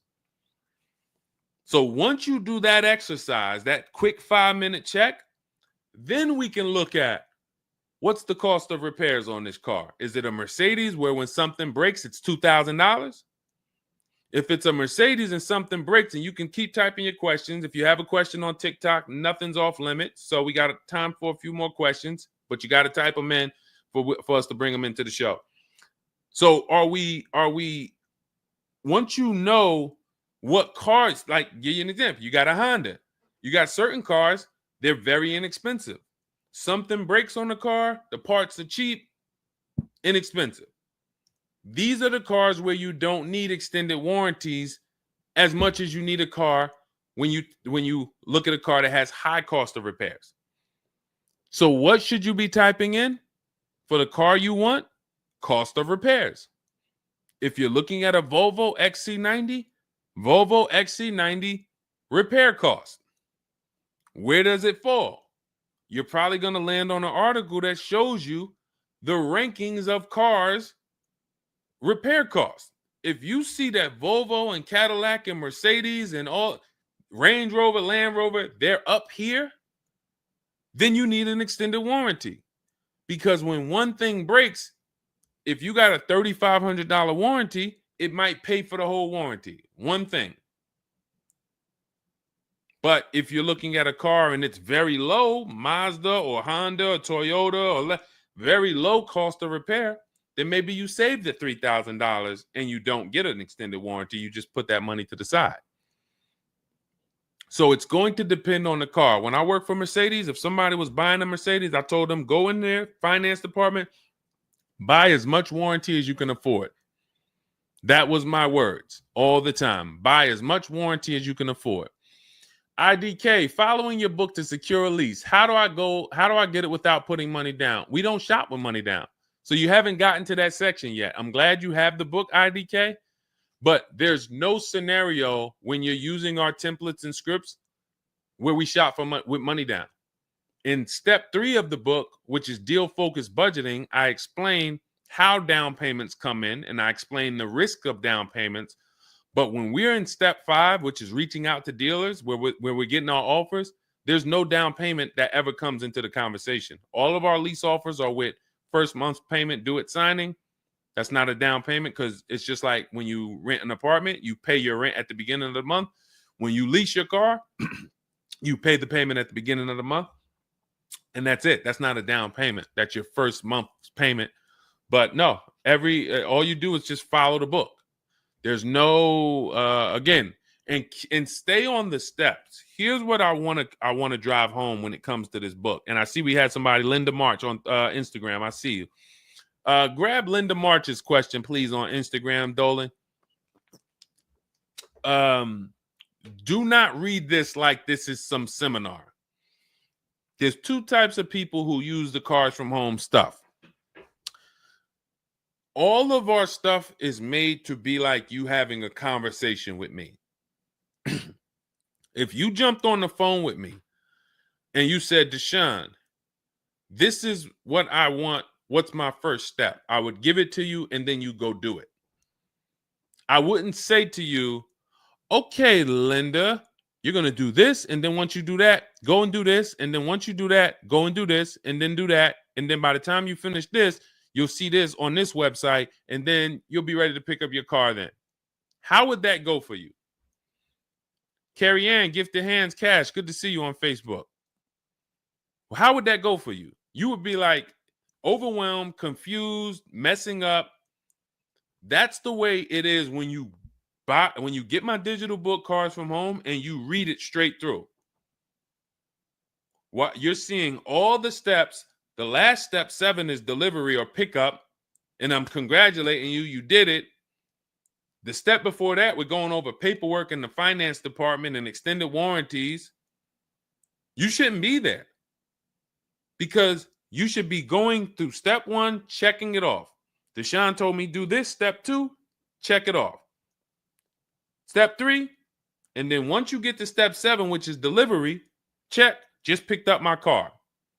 It's a checklist, not a Bible or a almanac for car research or car studies. That's not what it is. And so I want to let you know that so that you don't come in thinking you're about to learn a lot about cars. In fact, that's how it was when I first started. My first book was called 52 Car Buying Questions Smart People Don't Ask that cost them thousands. 52 car buying questions smart people don't ask that cost them thousands. That book's not for sale anymore, but if you Google it, it's highly rated. People loved it. People said, Deshone, I use this book, man. I learned so much and I got a good deal. Because I still was teaching you how to get to the multiple offers, but it was too much information. That was when I came and I started teaching and I said, I want to teach you everything I know. No, the way my book now is, Cars from Home, 7 Steps to Saving Time, Money, and Avoiding Dealerships, is to get you right from where you're at to your car. 90 minutes, 2 hours from home. Boom, boom. Little small exercises here, 10 minutes here, 5 minutes there. Boom. All right, I'm picking up my car. So that's why we have the success stories that we have, because of the fact that it's a focused step-by-step book. Okay? So you can get your copy in my TikTok bio, my Instagram bio, the YouTube comments, or the Facebook comments. It's 75% off. That's the welcome offer. It's normally $97, but you can get yours for $24 as long as you get to my bio and Instagram, TikTok, or the YouTube comments or the Facebook comments before that 2 hours expires. This is Brian, just got his first ever lease using the book. Thank you, Brian. 2025 Honda HRV, $30,000 car, $395 a month. That's a 1.2% ratio. No money down. Initial quotes from that dealer was $434, and he used the counter offer calculator and got it down to $395. So that's his best offer, not to be confused with his only offer. That's his best offer that went from $434 down to whatever he ended up paying to get it to 1.2%. So that is how you want to do it. Step by step, go grab your book. Make sure when you get your book, screenshot the thank you page, because my support team's email is on there. Sometimes you're typing fast, you misspell your email, but as soon as you actually pay the $24 and get your book, you'll see the book is on the thank you page. So you can click that link, open it, save it. Make sure you save that link, because every time I update the book, that link is your master link, and I also email you a copy.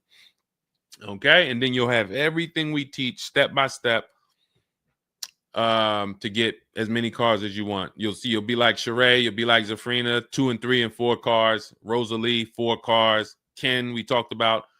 Trey, we talked about earlier, 3 cars. These people have been with us since 2021 and 2022. So if you're new here, you got people that's already 3, 4 cars up on you using what we use. And, catch up. All right, go ahead, Dolan. I saw we got a couple more from Carrie Ann. We got Linda March. Following your book to secure a lease, how do I get it? Oh, that's what we just answered. We already answered that one from IDK. I saw you grabbed it, but I answered it before you grabbed it. Carrie Ann Gifted Hands. Evening. Okay. Can a dealership... I'm sorry. I'm having trouble reading. I'm going to have tea on these broadcasts, because can a dealership take your newly purchased vehicle to a private mechanic without telling you? Actual dealership, because he refused to pay the money to get it fixed. Can a dealership take your newly purchased car? So if they're taking it to a private mechanic, then it most likely does not have a manufacturer warranty, because if it had a manufacturer warranty, for example, Kia has a 10-year manufacturer warranty, bumper-to-bumper warranty. I think it's 10-year bumper-to-bumper. But when the manufacturer puts a warranty on a car, dealerships don't really want to take it anywhere, because the manufacturer is covering the cost. They're covering the cost of the parts. They're paying the dealership for the labor. So it sounds to me like you got a pre-owned car and it was newly purchased to you, but it doesn't have a warranty. So they may have offered you some form of warranty. Maybe they put something in writing, and whenever you buy a car, you should have something in writing on the buyer's order. This is why we have a whole step in my book for paperwork and protection. That's step 6, because you need to have certain things in writing before you actually take delivery or pick up. But it sounds like they probably had an in-house warranty, like, hey, if you come back, you got 30 days or 3,000 miles, or you got 90 days, and if anything goes wrong, just come on, bring it back. And now you brought it back because you had an issue, and they're looking and saying, well, our guys can't fix the issue, or we don't want to pay our guys to fix it. We're going to pay, this guy over here, and he's going to fix it. He can do that because there's nothing in writing that says he can't do that. And she said, correct. Ask me how I know. I swear, the reason why I invite you into my world, guys, is because everything that you think is complex is totally normal for us. That's a crazy situation for you.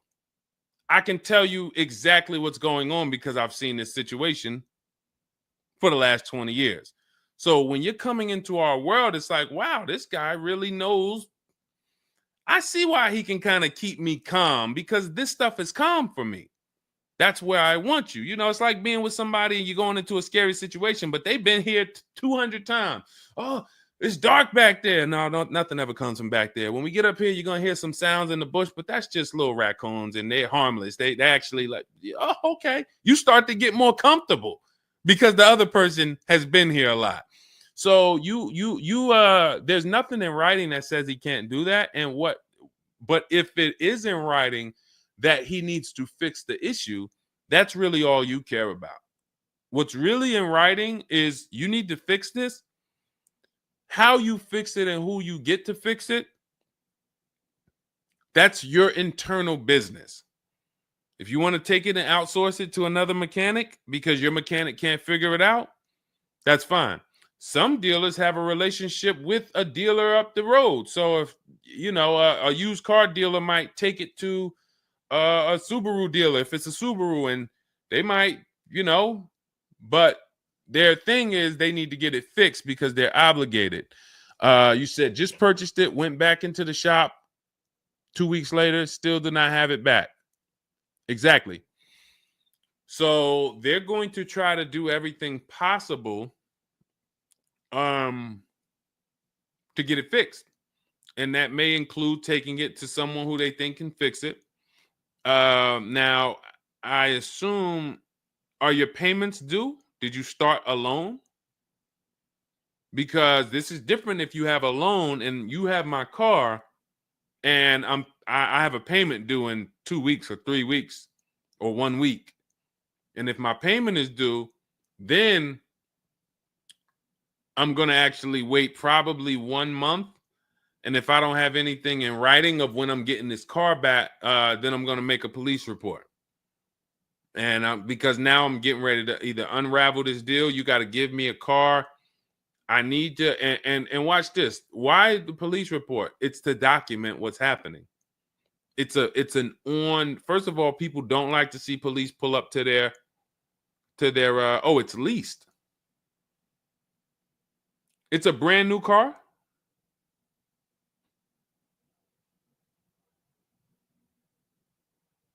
It's a brand new car. Most leases are brand new. In which case, a private mechanic shouldn't be working on a brand new. No, it's used. That's another reason we don't lease used cars. That's uncommon. See, that's what I was saying. Leasing used cars is very uncommon.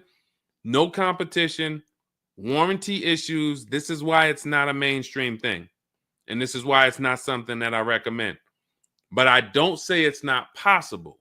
Because when people say, oh, Deshone, could you lease a used car? I'm not going to say, no, you can't.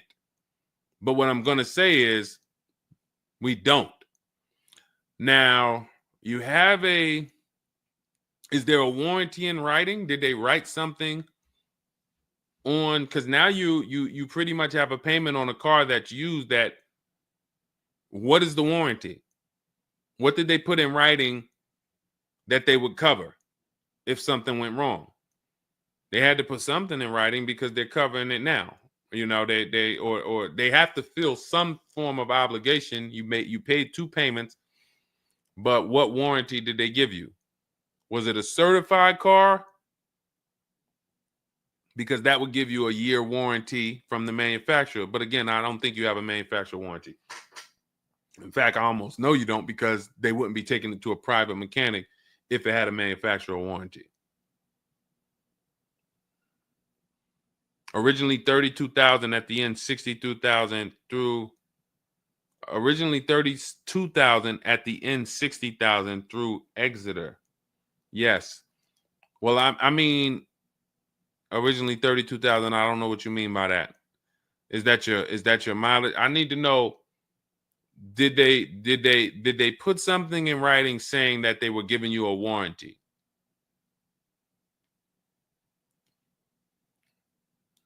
We'll try to work through this, because it's no different than if you bought a car from them. There's a bank involved, but it's a used car. It's no warranty, and they're pretty much holding on to it and trying to fix it. And if they can't fix it, we need to know, are they obligated to fix it or not? If there's nothing in writing saying, hey, you have this time where you can bring it back and we'll fix it, then that's gonna be that's gonna be hell for you. So we really don't want that. So, but I can't tell you how to approach this without knowing what is in writing. And again, when you get my book, not you, I'm just gonna try to help you through, but I'm talking to you. That's why we have step 6 is paperwork.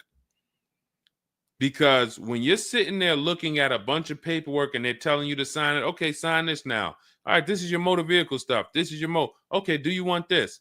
What is important and what's not? What is important and what's not important? Out of all of this stuff, there may be 1-2 words on here that I need to know. I need to look at that buyer's order, and I need every used car, every single used car. I need to know what the warranty is when I drive off. Is it as is?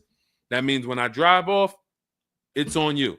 If the axle falls out on the highway 5 miles from here, you just signed an as-is deal. Buyer beware, it's on you.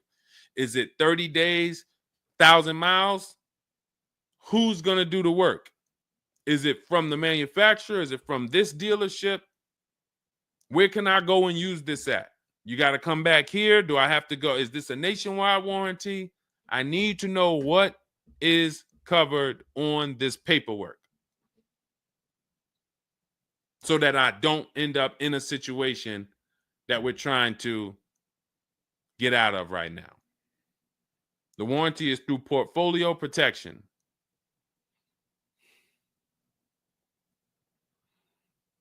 So it's a warranty. May not be a good one, but it's a warranty. So if there's a warranty, that means they're obligated to fix it. And if they're taking too long to fix it, and I have a payment, did they put you in a loaner car? Are you driving now? What are you driving now? If I bought a car with a warranty and then it had problems, I dropped it back off to the dealership and they had it for 2 weeks, and I have payments I'm still making on it, I just got it and it's in the shop, I'm not going to let that car stay in the shop more than 30 days with no car. I'm in a loaner. Okay, so you got to just chill out. You got to just chill out. Hopefully the loaner is as nice as the car you got. And if the car and if that's the case, then you just chill out. It's not a mainstream program you're in. It's like a black market program. That's the best way I could describe it. These companies that lease used cars, it's a black market kind of behind. It's not a mainstream thing. That's why all of these companies are small or like very little known name companies. They could go out of business. Nobody knew. Who the heck were they? Nobody knew. portfolio such and such went out of business. I never even heard of them. Who are they? Because they operate in the black market back there. So the general manager refused to pay the $4,300 for the corrosion on an important part. Again, what's your payment on the car? I just want to, I think this is a valuable lesson. They've had my van since from June 19th. Oh, they've had the van for that long? And you've been in the loaner?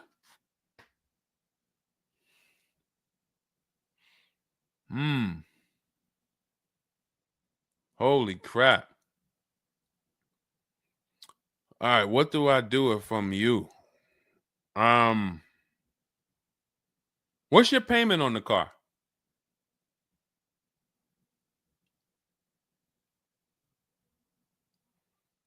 Company had your car for months. You leased it, dropped it off because it was having problems. They've had it for months and can't fix it. And you're paying $775 a month. What kind of vehicle is this? What kind of vehicle is this that we're paying $775 a month for?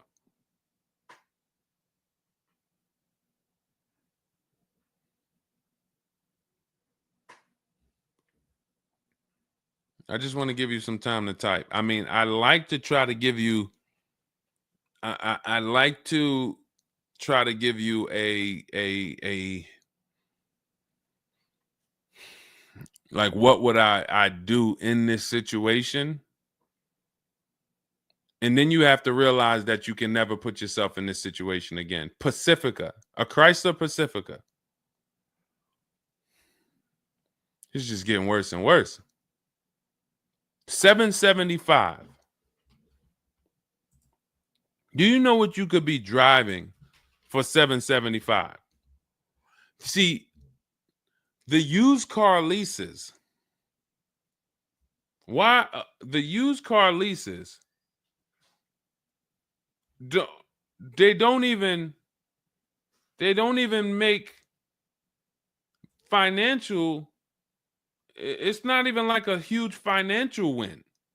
If you'd have told me I'm driving a Chrysler Pacifica and it's $300 a month, $250 a month, then I'd said, okay, well, maybe they're giving you a stupid deal. But I could show you 5 cars for $775 a month that are $80,000 and $90,000 cars, brand new cars. I'm sorry, for $775 a month, I can show you $775, $60,000 cars, $55,000 to $65,000 cars, no money down. I also traded in a Buick and they gave me $2,000 for that. Listen, dear. All right. They want to keep you in the car. God, how can you get out of this car? Oh man. And just so you know, some situations you can't get out of.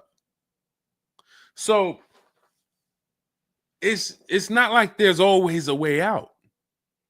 There are some situations.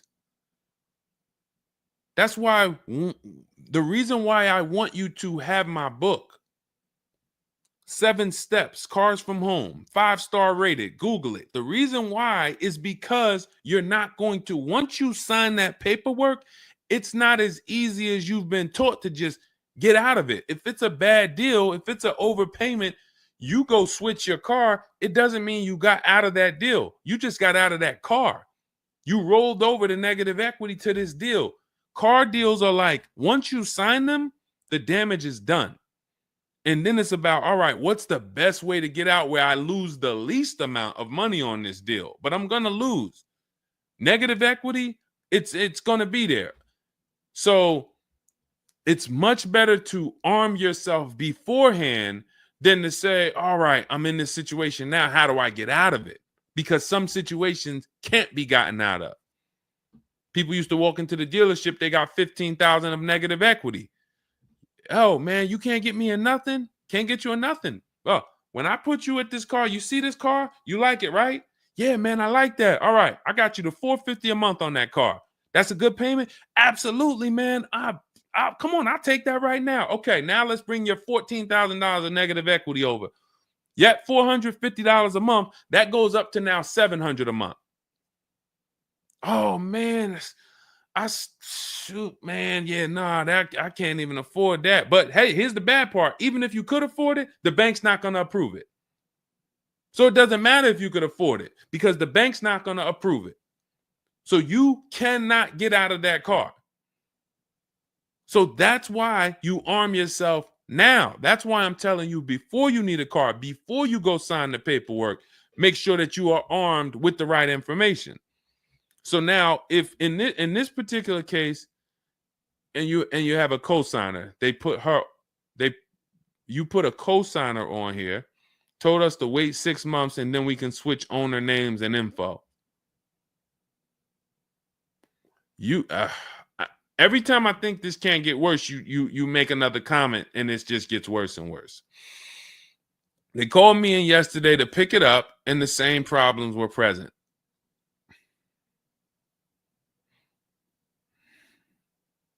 Good Lord. I'm almost stumped. Okay. All right. All right. You need to find out how many miles are on this car? How many miles are on this car? This is not a good situation. So that's why it's harder. And what I'm about to tell you, it might not even work. You may just be stuck in it. I'm trying to see if we can slice it any way possible to give you some form of solution. But if they keep giving you the car back, same issues, 60,000 miles on the car. Okay, so what I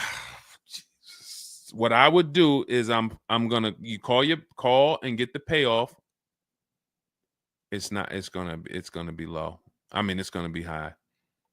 Call and get the payoff because your payment $775. I'm trying to see if you can sell your way out of it. Can you do a lemon law on a used car?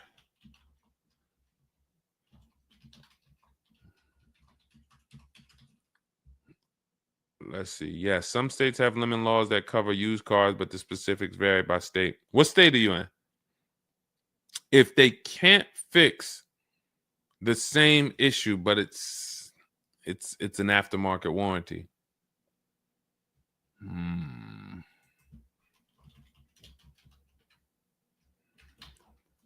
What state are you in?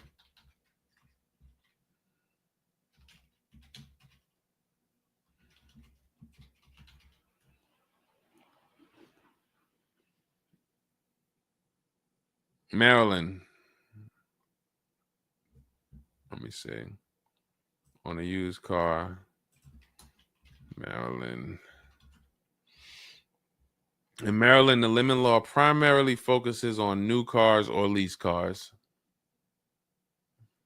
Nope, that's not going to work.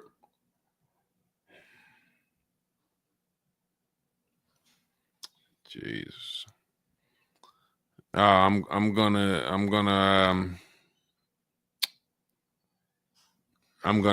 be real with you. You could shoot me an email. I don't know if you can get out of this. You know, a contract is binding. You signed a contract. And let me tell you this. I don't know if you can get out of this without losing. You could just stop paying the car, have a repo on your credit. A lot of people will do that. I'm going to drop this car off, take your car back, voluntary repo, credits tore up. Not a good solution. It's going to cripple you from moving forward with cars. It's going to make it hard for you to get your next car. And then when you get a car, it's going to make that deal is going to be bad. Geez, how long is the lease? So this is just for those of you who are just joining us. We have this young lady got she leased a used car. Don't do this. And again, I'd like you to email me. Maybe I'll think of something that will come up as a solution. But you know, I trust you're gonna learn from this. It sucks. It's a horrible situation, and it's evidence of how bad certain bad structures can be. Because and again, I know some of you who've joined me for a long time, you may be used to, well, Deshone has a solution for everything. Not everything. There's times where you are too buried, and the only thing that will heal the wounds is time. That's the only thing. The deal is done. You have to pay down the deal. And then in a year, 2 years, you might be able you might be able to make a move. But you have to suck it up, bite the bullet, and we might be able to lean on them to get the car fixed. 78 payments. How? You said you leased it. This is a loan then. This isn't a lease then. 78 payments. You're in an 80-month loan on a Chrysler Pacifica paying $775 a month. It's not a lease, that's a loan, and it's 8 years that it's 7 years. 7-year loan.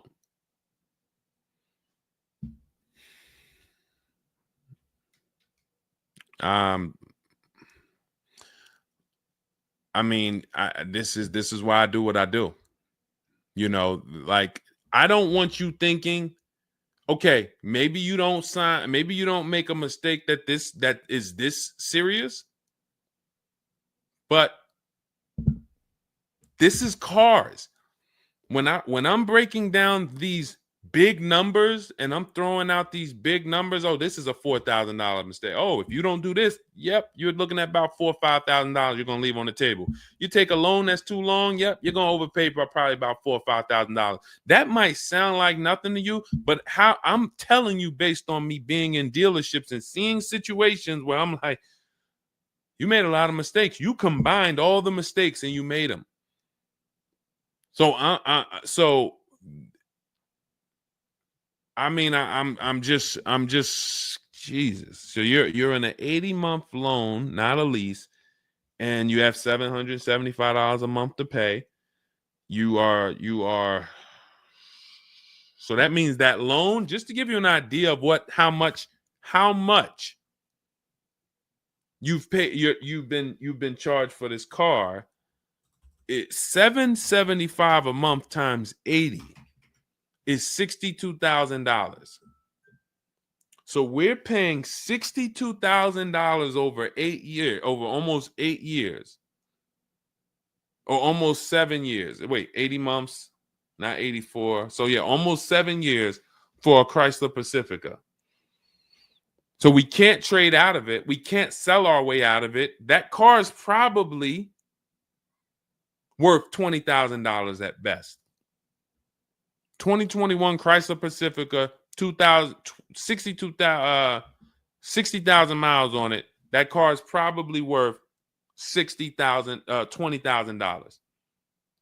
But they charge you. You're going to end up paying $60,000 for it. Jesus.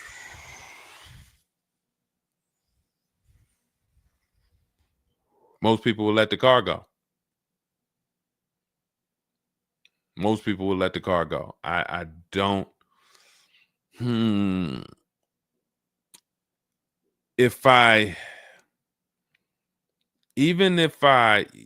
you run your negative equity, that is exactly what it's saying. 62,000.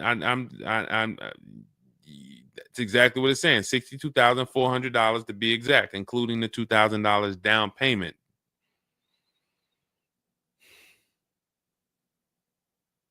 What's the name of this company that you did business with? My friend will not let that fly. That is one of the worst car transactions that I've ever seen anyone in. And your friend is on the deal with you as a co-signer. This is level 10 out of 10 bad. Rich Morton Mazda. Do you know what your credit score was roundabout when you made this deal? Rich Morton Mazda in Maryland. Everyone remember that name. Rich Morton Mazda in Maryland. Stay away from them. This is one of the worst deals I've ever seen. She is the main person they told me I could not sign the papers.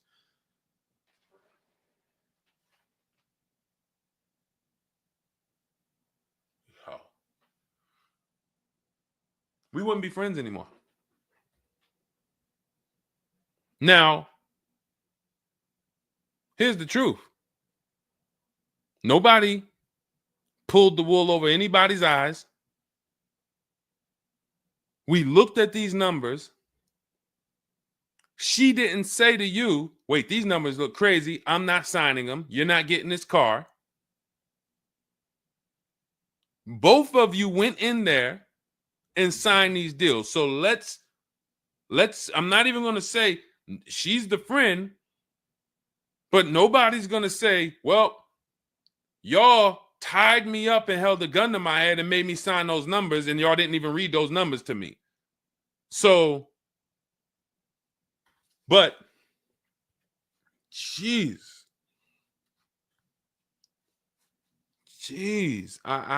this, you're buried. You are buried in this car. The only way, and what's crazy is, even if you voluntarily let it go, you ruin your friend's credit. Because she's the one who signed for the car. Bad, bad, bad, bad, everything bad. I wish there was a silver lining that I could think of. What I would do is, as soon I would find, you need to find out how upside down you are. You need to go on CarMax, write down these 6 sites, write down these 6 websites. You need to go on CarMax, Driveway, Kelly's Blue Book, Cash Offer, Auto Nation, Carvana, Car Gurus, Cash Offer. And you need to see what that car is worth. Let's say they say the highest offer is $25,000. $25,000. The total of your payments is not what you owe. That's what you would have paid after 7 years. You need to call the bank and you need to get the payoff. That is what you do tomorrow morning. You go on those websites tonight or today. You find out what this Chrysler Pacifica is worth. And then you call the bank tomorrow or the next or whenever, and you get the payoff. And you need to know what that gap is. If that gap is $25,000, then I am trying to get out of that car, and it might not be this year. It might not be this year, but I need to right now. I would go into an electric car lease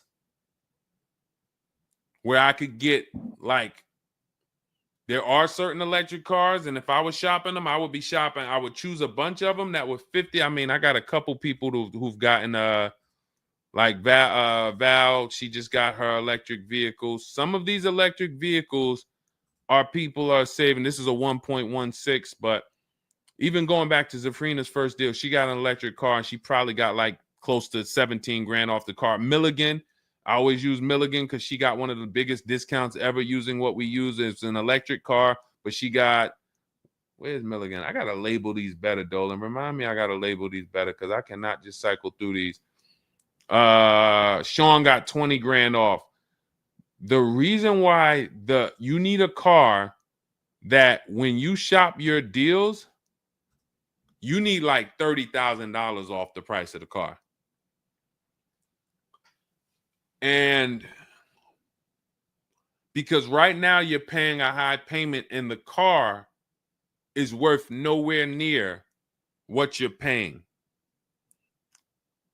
So as you pay $775 every month, you're paying it towards an asset that is worth nowhere near what you're paying. You also need to find out if you have gap insurance. So I'm going to give you those 2 homework assignments. And then the next time we're live, you jump on the show and you tell us what you did. Those 2 homework. Find out if you have gap insurance. And then you need to get your payoff and go on those websites and get the cash offers and find out what the gap is. Because if the gap is $25,000, then what I'm doing is I'm shopping. If you listen, you get, if before I tell you to get the book so that you can shop a bunch of different electric cars from home, you need to get $25,000 off the price of some electric car. While they still got the rebate, while they still got the incentives, those incentives are going to go away. When do the electric car incentives go away? Let's see. Hold on.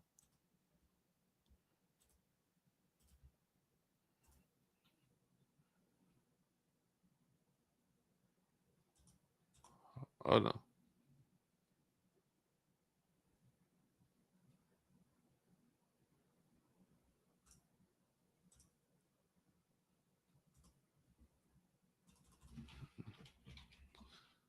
When do EV incentives?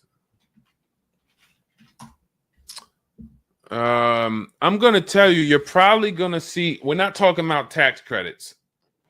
You're probably going to see huge electric vehicle incentives for the extended future because they're still building them and not many people want them right now.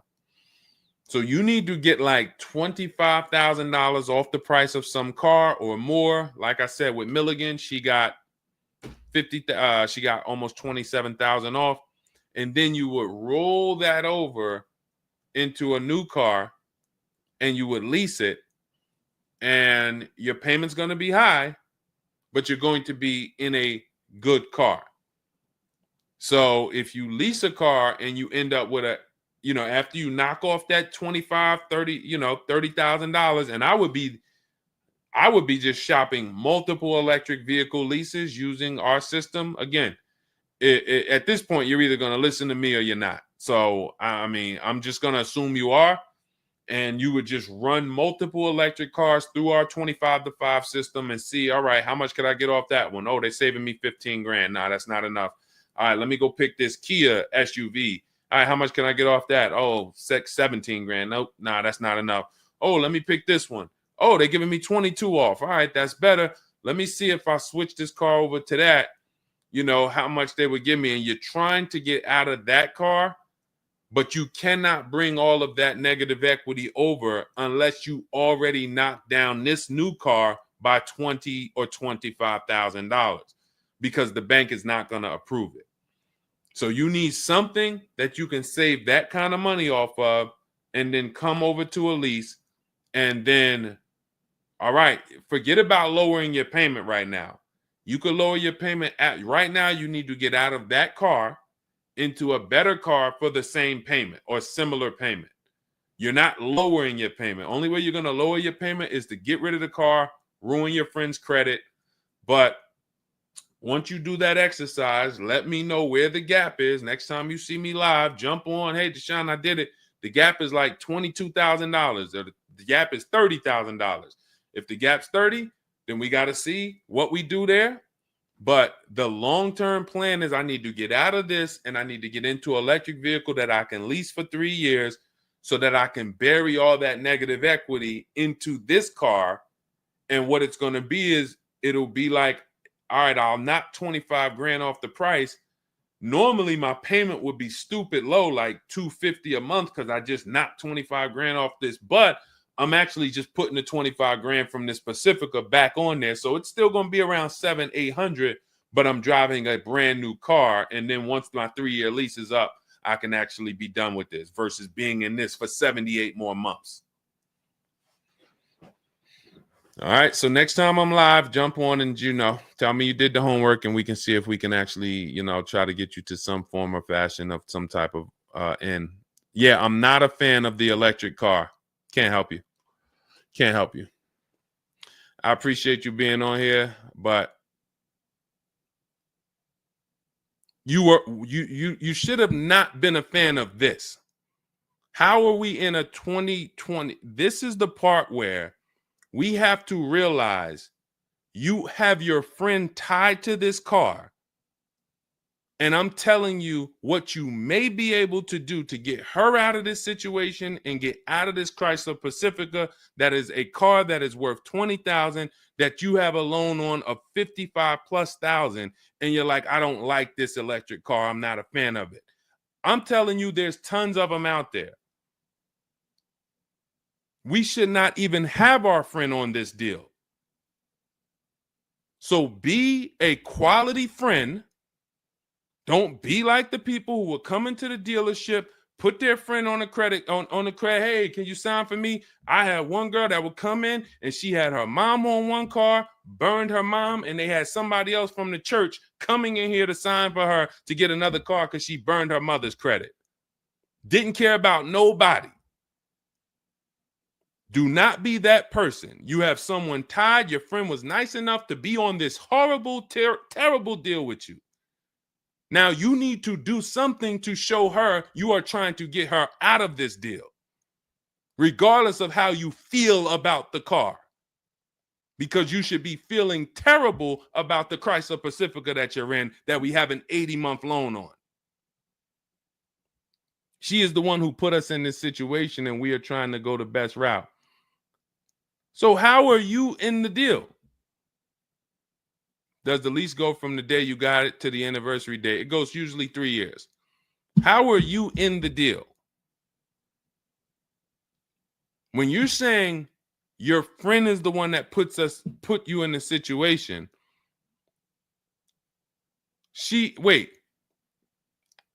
in one breath you're saying, believe it or not, she's the one who encouraged me to get it.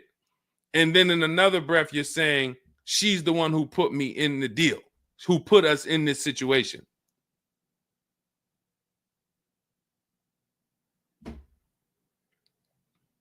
I don't care who put you in the situation. It's a horrible situation.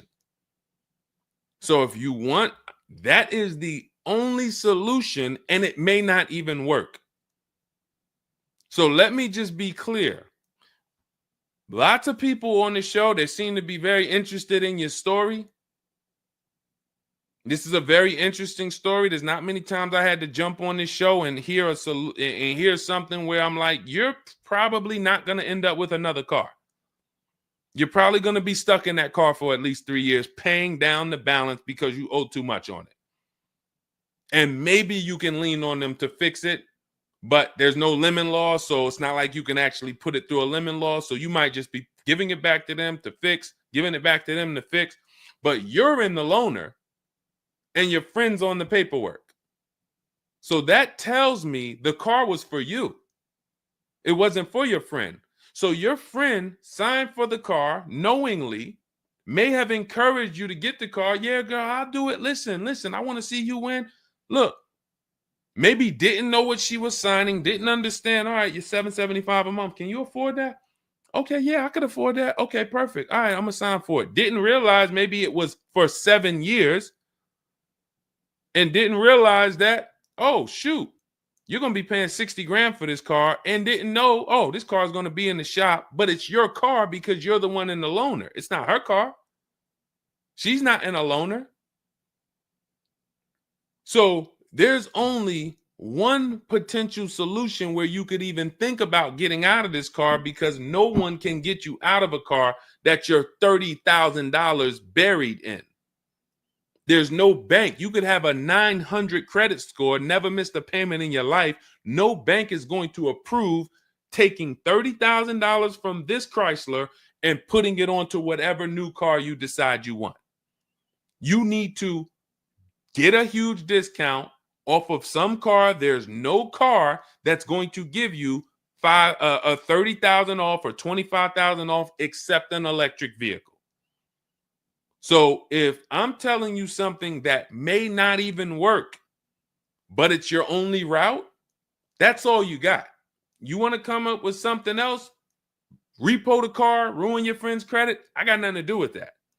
My only job is to try to provide and advise a solution to when people tell me, this is my situation, this is my goal. Normally people have 2 or 3 options. You have half an option. Like, you ever play spades? 1 and a possible, 3 and a possible. You have none and a possible. The possible might not walk. But I'm telling you, do this exercise, and then we can see if that possible will walk. If it doesn't, you got no books. You stay in the car, and that's your only option. It's a bad situation. One of the worst I've ever seen. And I'm not saying that to beat you up. I'm saying that so you realize the severity of the transaction. So if I have to bite this bullet and I got to pay this car for the next 2 years, 3 years, it's because I'm in a bad situation. And then when I pay down this car, maybe I can make a different move in 2 years. And then I'll be much wiser before I make my moves, so that I never end up in this situation again. Okay? So for everybody who joined, this was great. Again, my goal is to keep you from ever making mistakes. Every mistake you make on a car transaction costs you thousands of dollars. There is no the least expensive mistake you could make is getting gap insurance when you didn't need it. Getting gap insurance when you didn't need it, you just paid probably $400 or $500. You didn't need it. All right, you lost $400 or $500. That's the least expensive mistake you can make on a car. Everything else is thousands of dollars, $2,000 mistakes, $5,000 mistakes, and more. So you can avoid every mistake by having a step-by-step checklist. If it's in Deshone's book, I do it. If it's not in his digital book, I don't do it. So there's no way I'm going to make a mistake. That's okay, TJ girl. We'll be back tomorrow. If I'm giving you a checklist, check, do this, check, check. You're doing everything I say do. There's no room for a mistake. You're not following an almanac. You're following a checklist. That's why my book is called Cars from Home, 7 Steps to Saving Time, Money, and Avoiding Dealerships. Step 1 through 7, check them off. You do car transactions mistake-free. You don't miss any money with your financing. You don't buy bad cars. You don't do anything that you're like, oh, was this good? No, it's a checklist. So normally it's $97. It's a digital book. So you can have it in your inbox in about 5 minutes, and you'll get it for 75% off as part of our welcome offer in my TikTok bio, Instagram bio, Facebook comments, or the YouTube comments.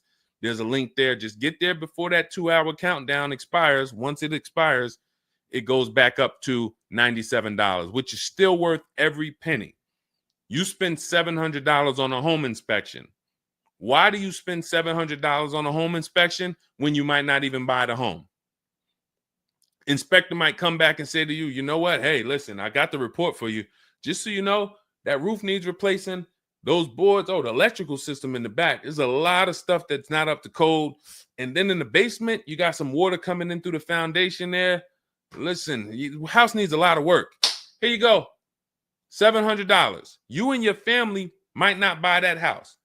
Do you say to yourself, man, I wasted that $700, man, we could have kept our $700? No.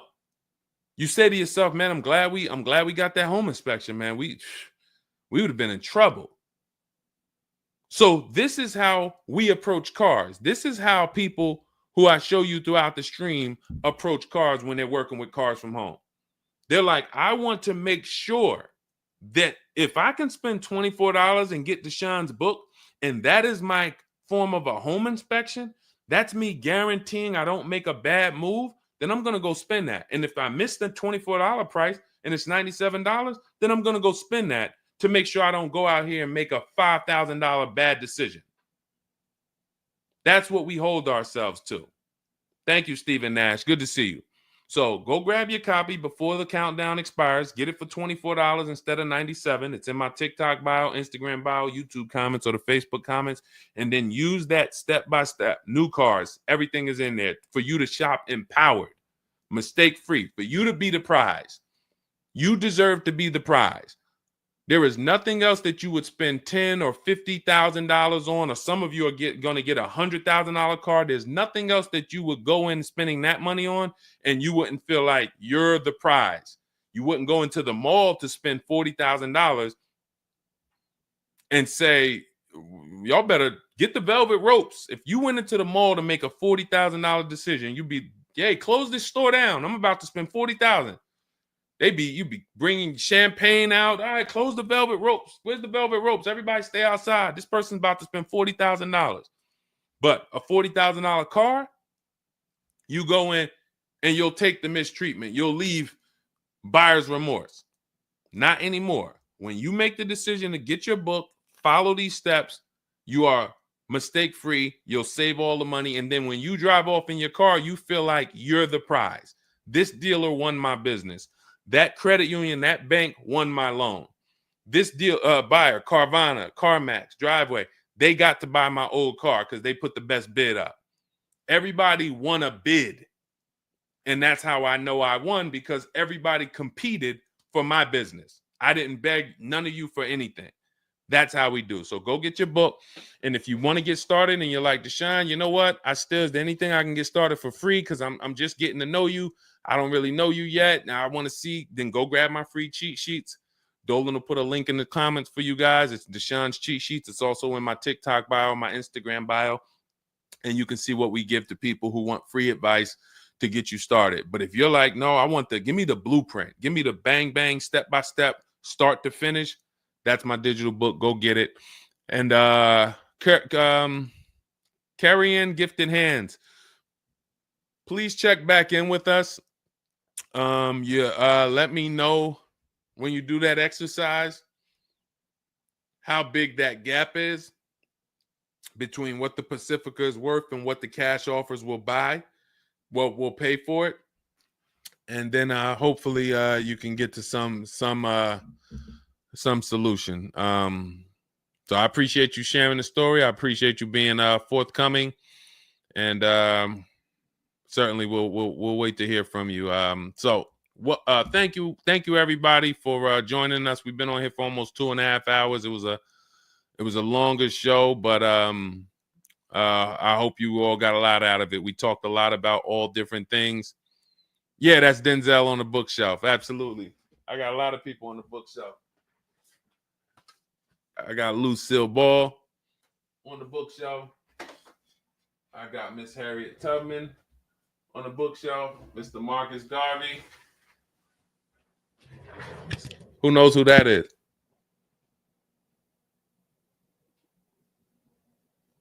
That's the great one.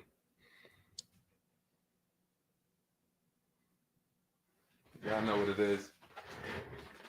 I only have the greats around me.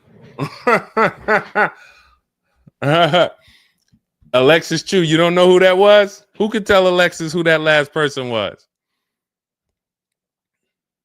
Man, you better get up on the honeymooners. Yep, that was, yes, TJ girl. Yep, Jackie Gleason. Yep, that is right. The great one. So yeah. So yes, so it was a pleasure. We'll be back. We'll be back for another show. When you see us, jump on, get your questions answered. For those of you who have my book, I want to thank you. Shout out to I saw a couple people say they grabbed their book and they were using they were ready to use it. I would get the paperwork through email, never received it. I need your help. I bought 2 brand new cars. I was told I would get the paperwork by email, never received it. So call the dealership. Call it. You bought 2 brand new cars. You said you would get the paperwork by email. You never received it. Call the dealership and, hey, where's my paperwork? Ask for the finance manager. Where's my paperwork? That's what you do. All right. So all right, I'll let everybody go. I'm tired. I can't even get myself together. This is, I'm gonna jump off and we'll be back. We'll be back for another show. Make sure you get your book in my TikTok bio, Instagram bio, the comments, or the Facebook comments or the YouTube comments, and I'll see y'all on another show. All right. God bless you.